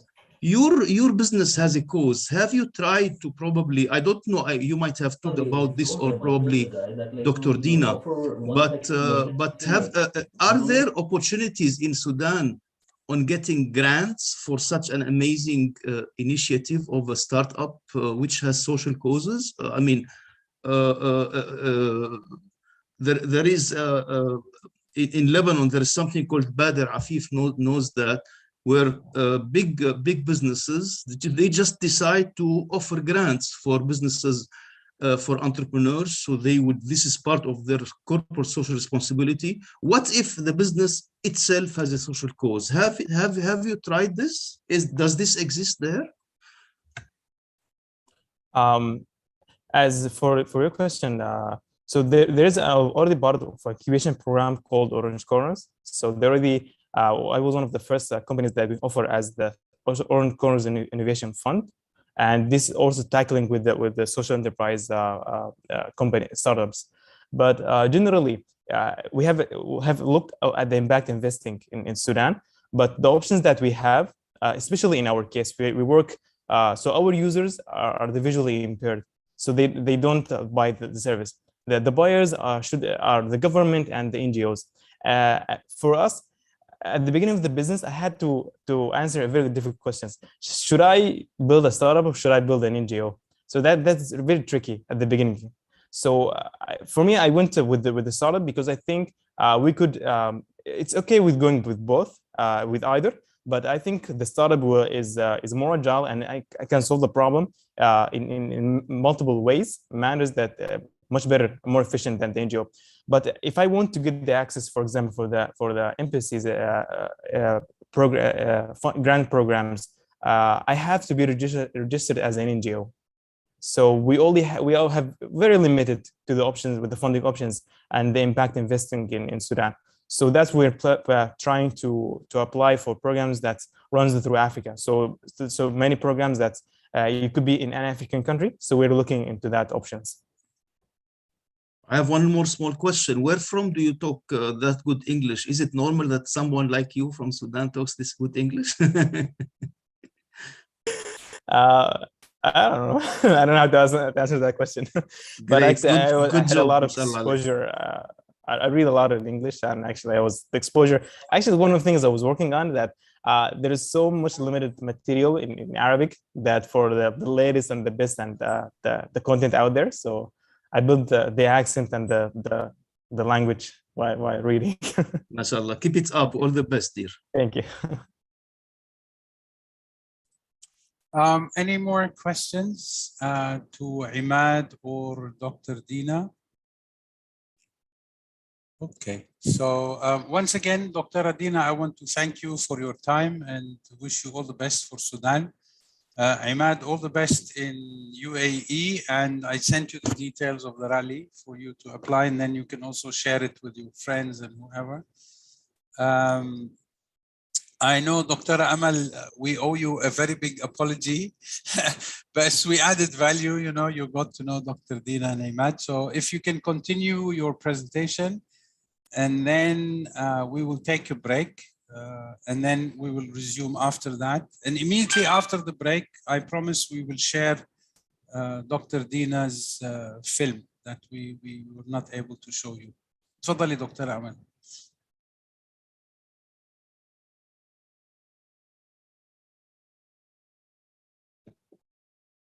Okay, can you hear me? Hello, can you hear me? Yes, we can. Okay, yes. We finished now the calm strategy. Let me talk just last slide about health promotion, because this will take us to health and wellness initiative. So health promotion is the process of enabling people to increase control over and improve their health. And in simple word, it's making the health easier choice. So in order to make health easier choice, we should have a health supportive environment. And that means we have to make it the health product and health service to be like affordable and accessible. So from here it came the health and wellness initiative, which is, I will talk about the problem, why you need or they start this initiative, and the vision, mission, objective, and the scope. The problem, as you are all aware, maybe Bahrain and all Gulf states are experiencing a dramatic increase in non-communicable disease, such as diabetes, cardiovascular disease, cancer, obesity, all these. And unfortunately, COVID now overcome this as it does not exist, but it is really, this is our main challenge in the Gulf region. And all these diseases have a common risk factor, which is related to the unhealthy lifestyle, like what do we eat, how our lifestyle is going on. And then entrepreneurs are seeing a problem as opportunity. So this is, yes, problem to the Ministry of Health, problem to the government, but from this problem, it can be opportunity where we can find innovative solution. So the vision of initiative to Bahrain to be like leading a unique health and wellness cluster in the region that create economic growth and also improve quality of people's life. The mission of the initiative is to create profitable business while providing an innovative solution for the national health problem. The objective, increase awareness of local communities on how to live a balanced and healthier life and access to service and product. Without health awareness, we will not have somebody who believes about health and can start business on health. Also, we will not have the customer for this product or this service. So the second objective is to generate a new business opportunity around wellness and health. The scope of the initiative, of course, they can have business in food, they can found in gym, it could be in education, it could be in facilities, it could be in application, it could be in shops and retails, it could be restaurant, it could be resort and spa, or anything can like affect one way or another way to the health. Third part, I'm talking about school program. Maybe Dr. Hashim already he talked about the school and university program. The school program is divided in two parts. The first part is theoretical and practical training that qualify the high school student to present an innovative business plan that help in achieving one or more of the sustainable development goals. Then after that, there will be like competition, school Olympic competition at the end of the academic year, where we can choose the best 5 ranking. School program, it came as a result of strategic partnership between Ministry of Education and UNIDO, and it is executed by the owner of the initiative, which are Ministry of Education and UNIDO, with the group of stakeholders. The stakeholder is the same where the UNIDO, they work with it, the ECO, like Ministry of Commerce, the Tamkeen, like Supreme Council of Environment, Supreme Council of Women. All these, they are part of the program of the school program. The vision, it is an innovative and creative generation. We like to have an innovative and creative generation loyal to their home, Bahrain, and also they are distinguished regionally and globally. The mission, contribution to achieving sustainable developing goals in innovative way where the student can change their mindset and also they can think innovation and creativity. The general goals of this program, first of all, to promote citizenship. When the student know what is like the ecosystem of Bahrain, what is the Bahrain, how they create a business-friendly environment, then they feel like more loyal to their country. The second thing, also to identify student passion and a dream. So they think about what they want to do and how they can create their business. Also, it is raise their self-esteem. When they participate in this program, when they work as a team.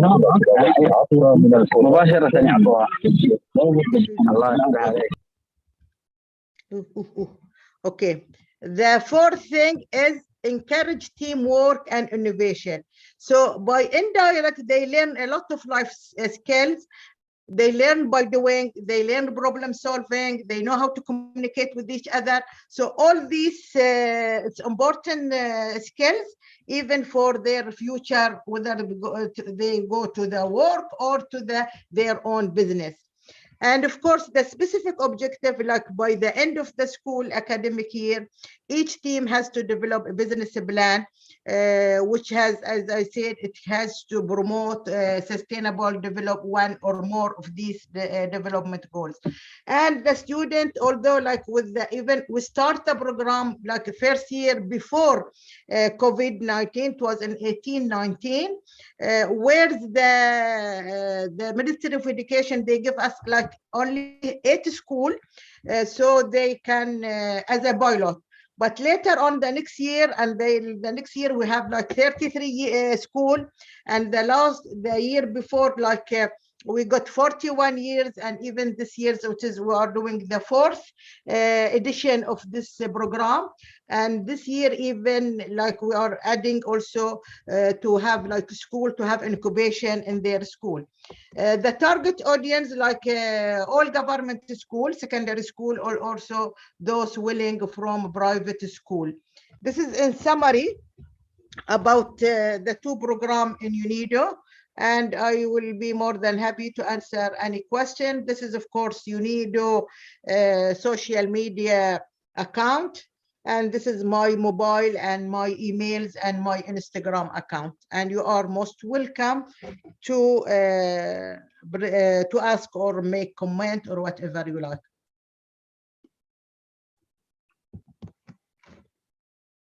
I am waiting for your. يعطيك العافية دكتور أمل. Yes, Very much Dr. Bassem. informative. Thank you so much. This is amazing. Thank you so much. I don't have any question. I just want to thank you for your wonderful presentation. Thank you. It is my pleasure. Any other question or comment?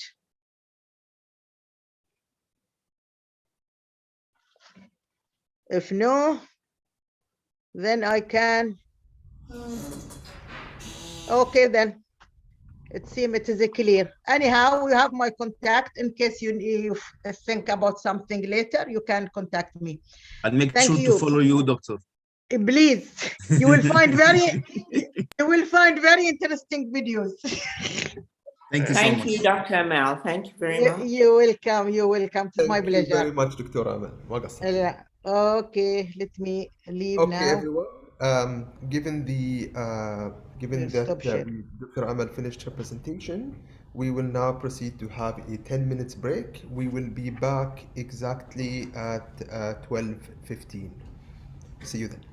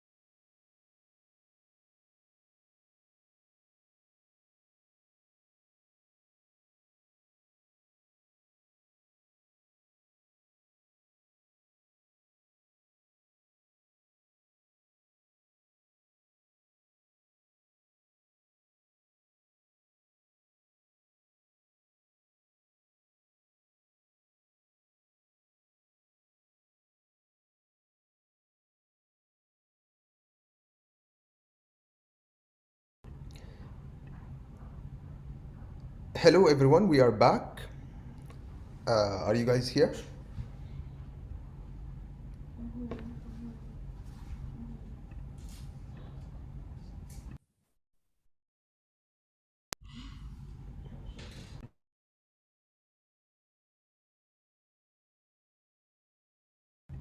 Assalamu alaikum, just confirming that everyone's here so we can restart the sessions.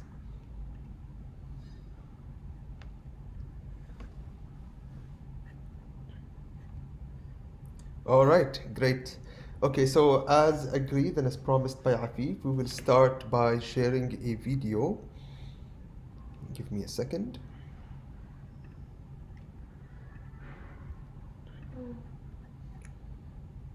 All right, this is a video by Dina Bilal. University of Khartoum was a pioneer university in Sudan, set the recent strategic plan based on building an effective cooperation between industry, academia, and society.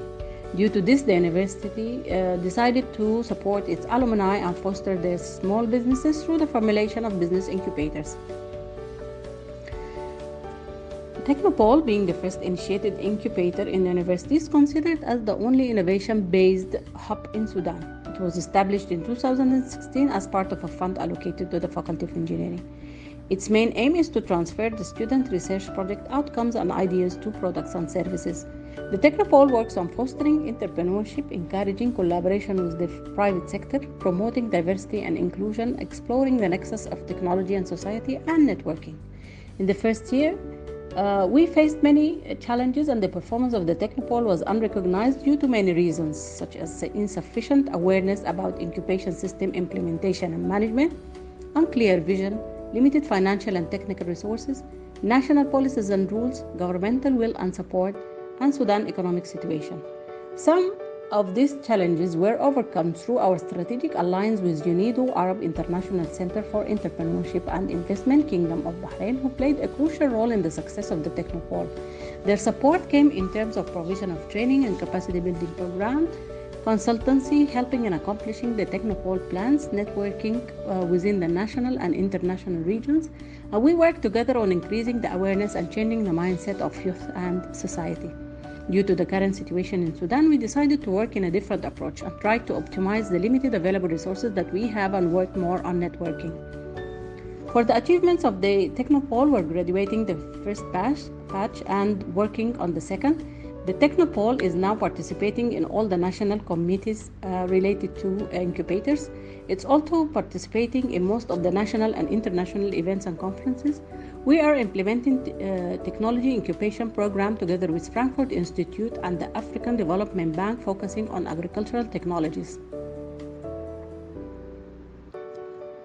In the year 2020, one of the most important hosted projects was design and fabrication of a 3D printer, and the company is now providing spare parts for the local market. They are negotiating with one of the biggest industrial complexes for being a partner producing 3D printer on a commercial basis. For the projects of 2021 is Baridi. It's a community development project to be implemented in Abu Dubeiha area in South Kordofan for the reservation of mango fruit. And due to lack of facilities and infrastructure in the area, it led to the spoilage of the whole production. The project consists of an off-grid refrigerators with a production line for producing mango concentrate. The project aims to provide jobs for 200 employees, 80% of which are women.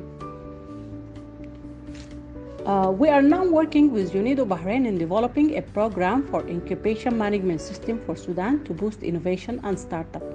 With an initiation of the Technopole, we're working with the African Universities Union Office for duplicating the Technopole experience in the African countries. For being a focal point, the Technopole now is participating in the formulation of other incubators in Sudan with an emphasis on Darfur area and Western states. We have the Gum Arabic incubator, we have the honey production incubator, solar energy, organic food, medicinal plants incubator, and My Stoma community hub. To conclude, all this boosting small and medium-sized businesses and the implementation of incubation systems in the coming future can play a vital role in the reduction of unemployment and lifting the Sudanese economy.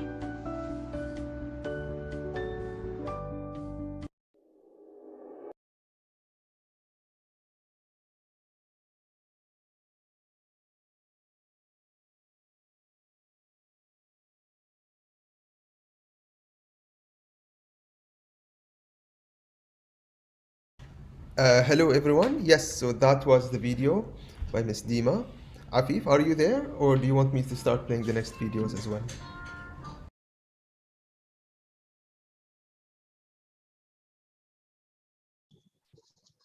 Okay, we will continue on. We have another video for entrepreneurial resilience. So I will play that video now.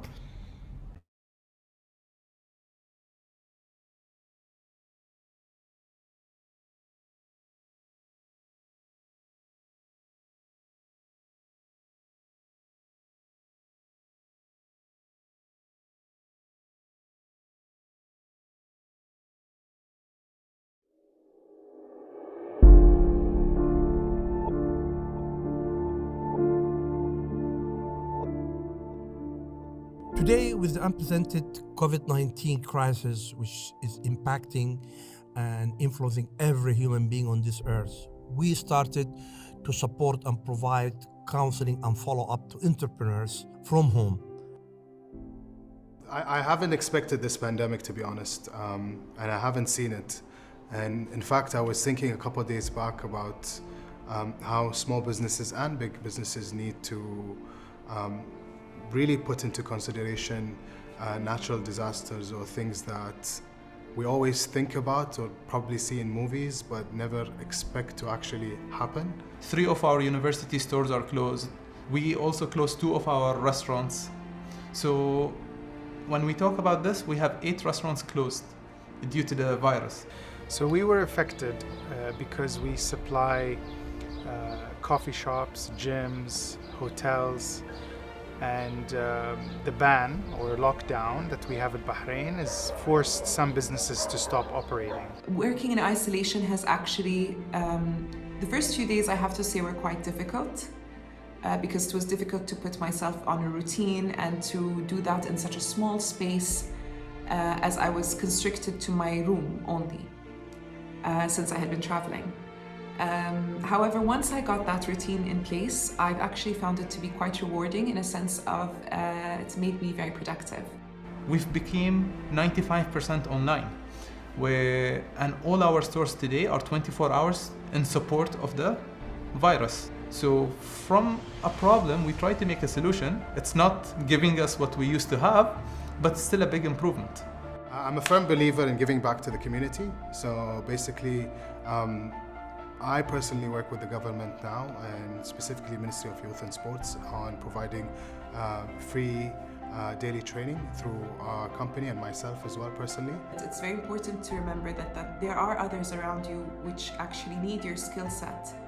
And at a time like this where things are very uncertain and many people around the world might need basically some of the information that you know or you can offer, or some of the skills that you have and you can offer, I have started a small group where I send out some information about how to boost your immunity, how to better your health, and really to educate those around me with the things that I have been so fortunate to learn myself.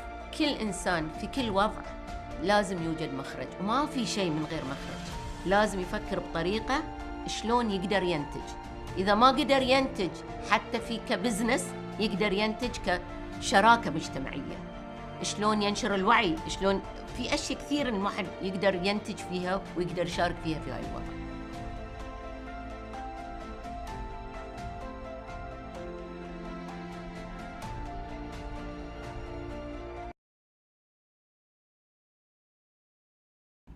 All right, so that was our entrepreneurial resilience video.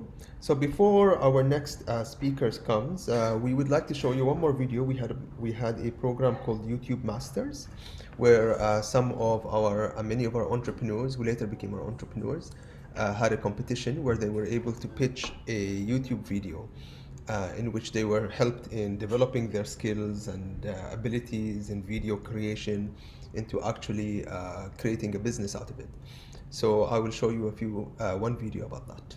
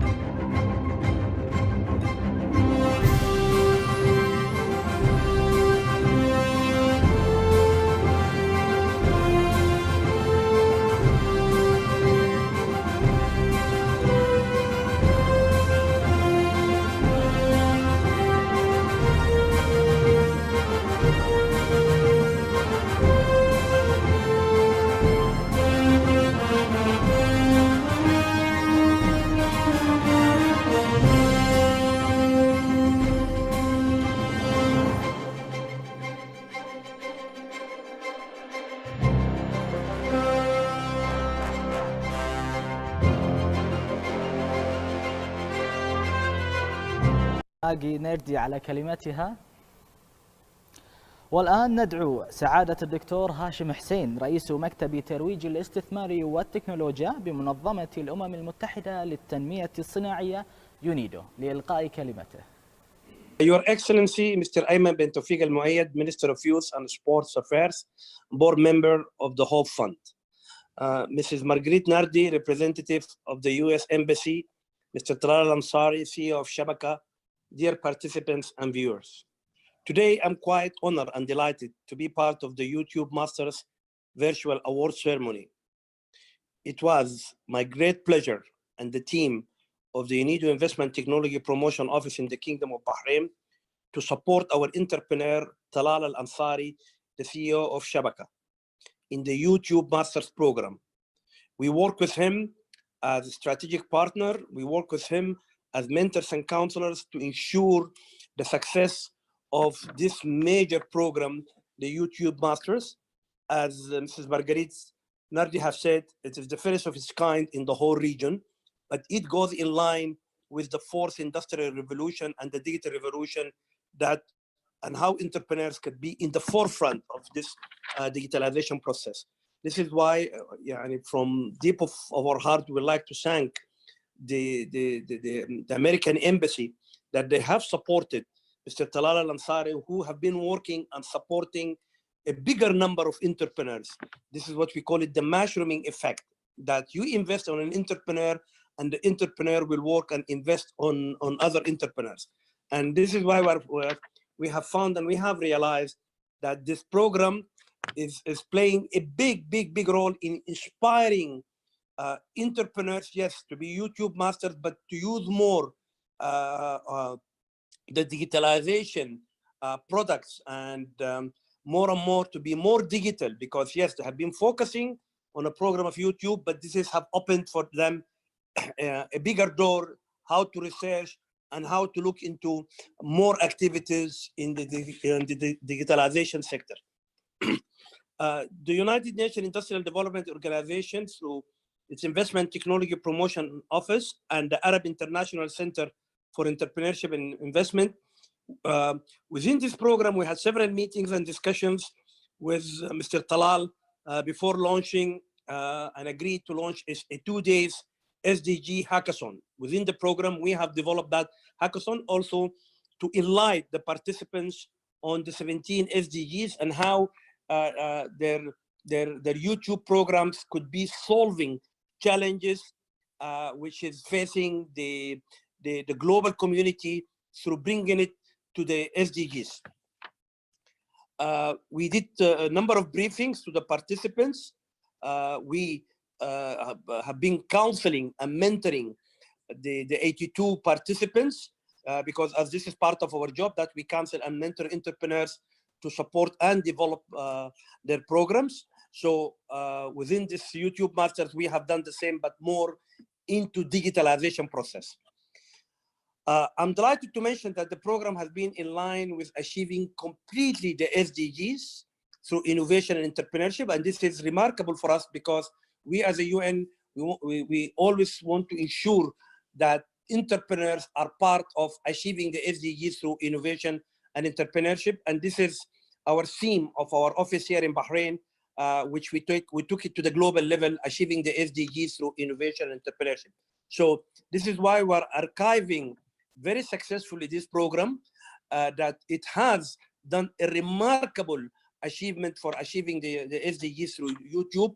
And hopefully we will bring it in our World Entrepreneurs Investment Forum, which will take place between 28th to 30th of March within the Dubai Expo under the Arab League Pavilion.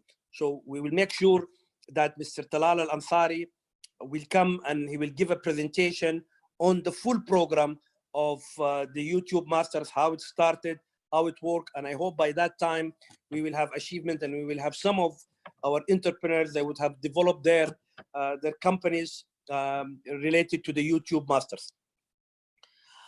Well, I have to say that drawing inspiration from the YouTube Masters program, UNIDO ITPO in Bahrain, we have been inspired by our entrepreneur. So we'll be launching by the end of this month the YouTube Entrepreneur Studio. And this is also attribute this to the American Embassy, that one of our entrepreneurs, through the program which has been funded through the US Department, that we are developing a YouTube studio program for entrepreneurs' resilience. And actually, we have been guided and we have got a lot of support from our entrepreneur, Talal Al-Ansari, to make this into reality. And we will bring it into action by the end of this month. And I think this is also very important for the Minister of Youth and Support, especially Mr. Ayman, who always support and look into new initiatives which support young entrepreneurs and younger women in the Kingdom of Bahrain.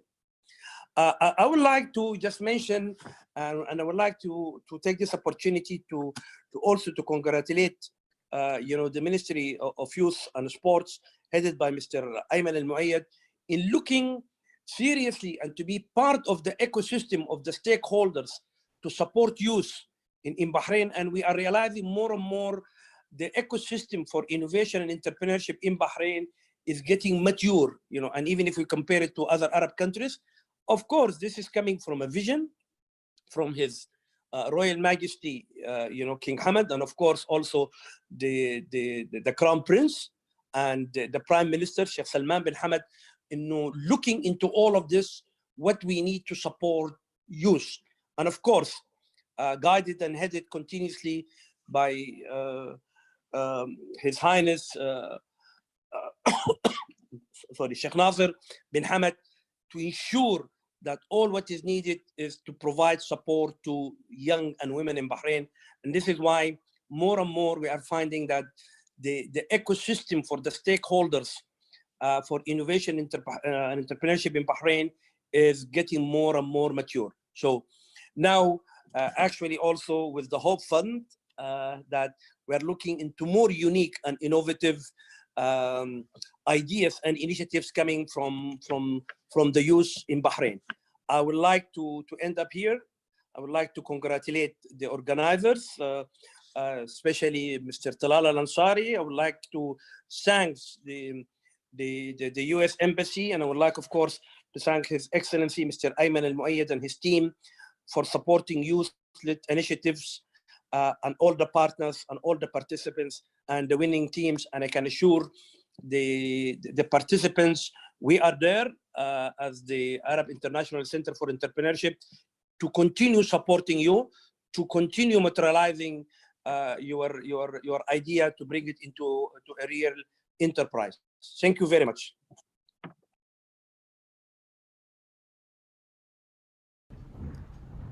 Yes, thank you very much for Dr. Hashim for that. We are going now to show you one last video. We are going to show you a video of Huda Janahi, one of our most successful entrepreneurs and the first lady to join our program. As the nations of the Middle East open up their laws and their societies to women, they're learning the same thing. I applaud Egypt. Egypt is a model for the development of professional women. In Afghanistan, girls who were once denied even a basic education are now going to school. And a whole generation of Afghans will grow up with the intellectual tools to lead their nation toward prosperity. In Iraq and Kuwait, women are joining political parties and running campaigns and serving in public office. In some Gulf states, women entrepreneurs are making a living and a name for themselves in the business world. Recently, I learned of a woman in Bahrain who owns her own shipping company. She started with a small office and 2 employees. When she first tried to register her business in her own name, she was turned down. She attended a business training class and was the only woman to participate. And when she applied for a customs license, officials expressed surprise because no woman had ever asked for one before. And yet, with hard work and determination, she turned her small company into a $2 million enterprise. And this year, Huda Janahi was named one of the 50 most powerful businesswomen in the Arab world.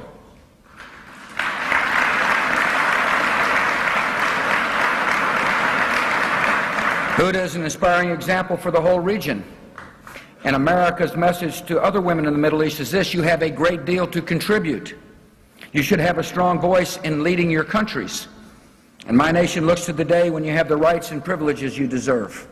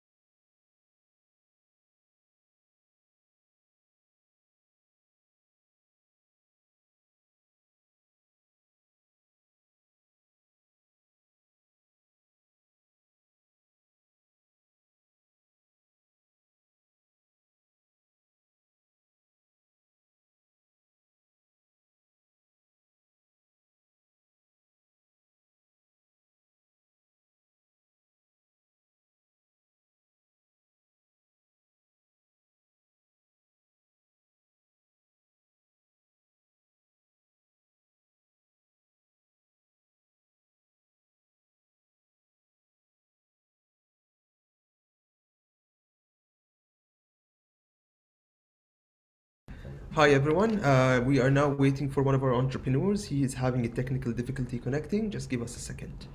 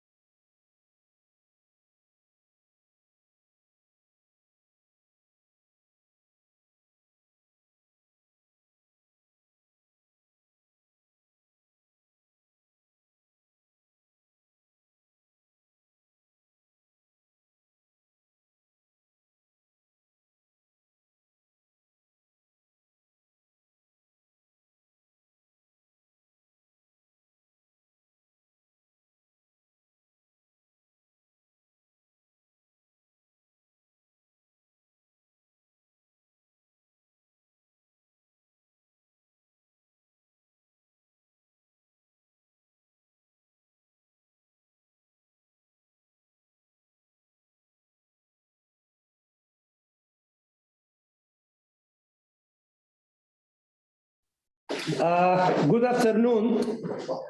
I'm having with me here a very dynamic and successful entrepreneur, Mr. Hatem Bululu. He's also from Saudi Arabia. He's from the Eastern Province. He's just visiting us because we are having several programs with him. So, Hatem, if you can tell us, especially for the participants, whom you are as an entrepreneur. Sure. And now all this carbon-free footprint, the greenery project which you have, so it's very good also because we are having here, a big number of faculty staff, which we are also working with them on how we can develop and work with them in the area of innovation and entrepreneurship. Okay. Assalamu alaikum. بالإنجليزي. Good afternoon, everyone. So probably they're listening, but most of them are on mute. Yeah, yes. Okay, it gives me a great pleasure to be here today, and thank you, Dr. Hashim, for this kind invitation. I would like to highlight a little bit of what we've been working on so far. I belong to Al Khubar, so very close to you, but I'm now in Bahrain. And it would give me a great pleasure maybe to pass by whenever we find areas of collaboration together. We are a consultancy firm. We are called Saber, Incubators and Accelerators. So we do mainly two things. We invest in projects and startups that are related to quality of life and sustainability, as well as city branding and revitalization. And we also offer consultancy services, especially when it comes to youth empowerment. We started an initiative called Global Entrepreneurs to empower Saudi entrepreneurs economically. So we took them to Belgium, Germany, France, Spain, Austria, and Greece, London, and so on, for different objectives: knowledge sharing, success story showcasing, and exploring new opportunities for collaboration. And we're very excited also to get in touch with the academic ecosystem and the universities, especially with an esteemed university like the one you belong to. Regarding the, as Dr. Hashim highlighted, the carbon footprint, and you probably all heard about the Saudi Green Initiative. We started a project that got acknowledged by His Royal Highness, Prince Mohammed bin Salman, as one of the initiatives that are empowered by SGI, the Saudi Green Initiative. It's called Qibla Khadra, and this is basically not yet announced, but through this platform, we will be very happy through a very simple and convenient smart application that we're working on nowadays, and we should get it ready within the coming 2 months to help anyone who would like to contribute to make Mecca al-Mukarramah and al-Madinah al-Munawwara greener, and then we're willing to expand to other cities in the Arab world. Here we're targeting two main target audiences. The first one is basically the companies and factories that have their CO2 emissions and they would like to offset their carbon footprint.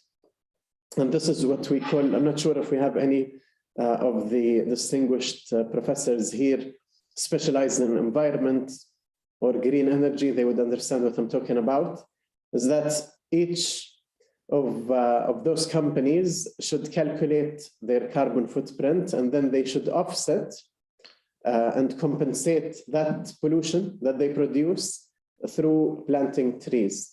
The second one is through consumer psychology triggers.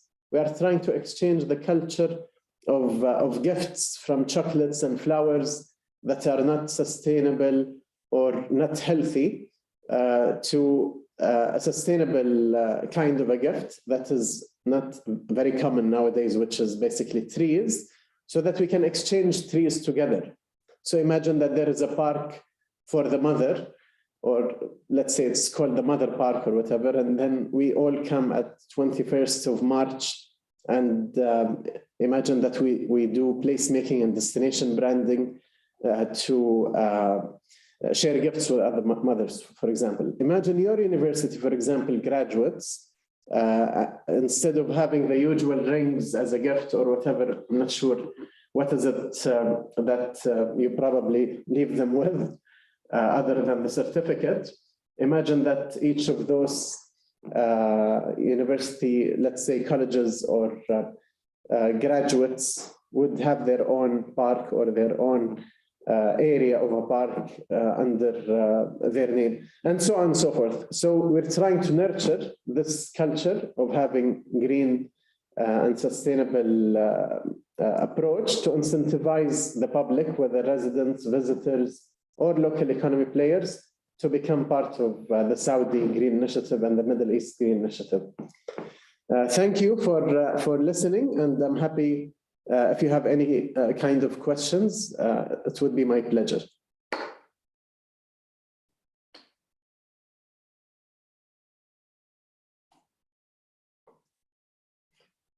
في سماعات؟ Okay. So it seems like my part was very clear to everyone. No, any questions, suggestions?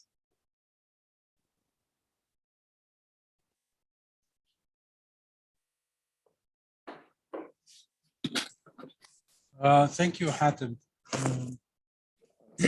I don't know, Mahmoud, because we're expecting one Bahraini entrepreneur to connect. I don't believe that I see him. Mahmoud Abdul Samad, are you online?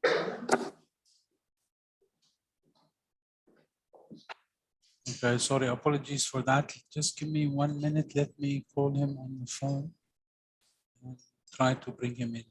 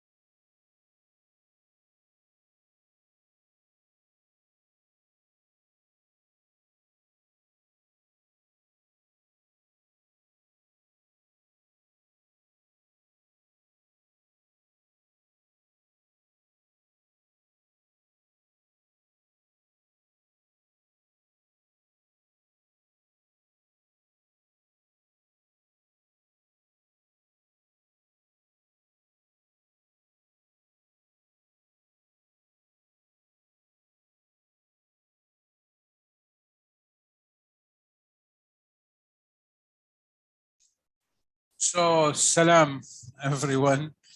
Unfortunately, we're not able to reach entrepreneur Mahmoud.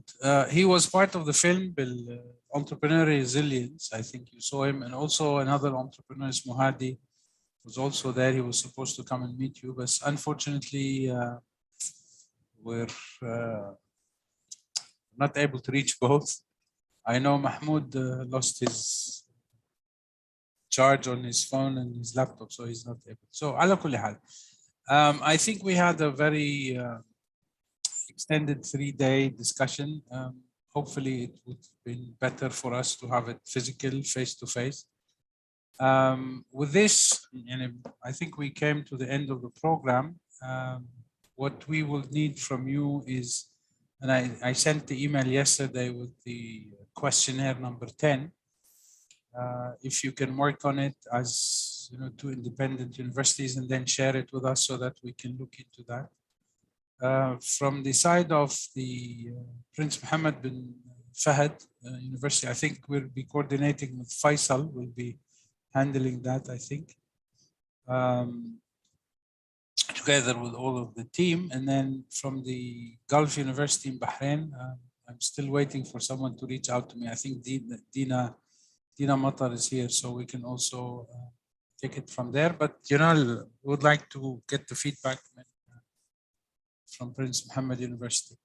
If nobody has anything else, we will end the session here. Faisal, do you have anything you want to say? No, I think thank you so much. And yeah, I'll be coordinating and I'll get that form again for you. Very good. That's very good. So if nobody has anything else to add, we will close it here. We wish you a safe, hygienic, masked weekend. And we await your feedback on the surveys so that we can, proceed further, inshallah. Thank you. No problem. You're more than welcome. Thank you so much. No problem. Thank you very much. Thank you.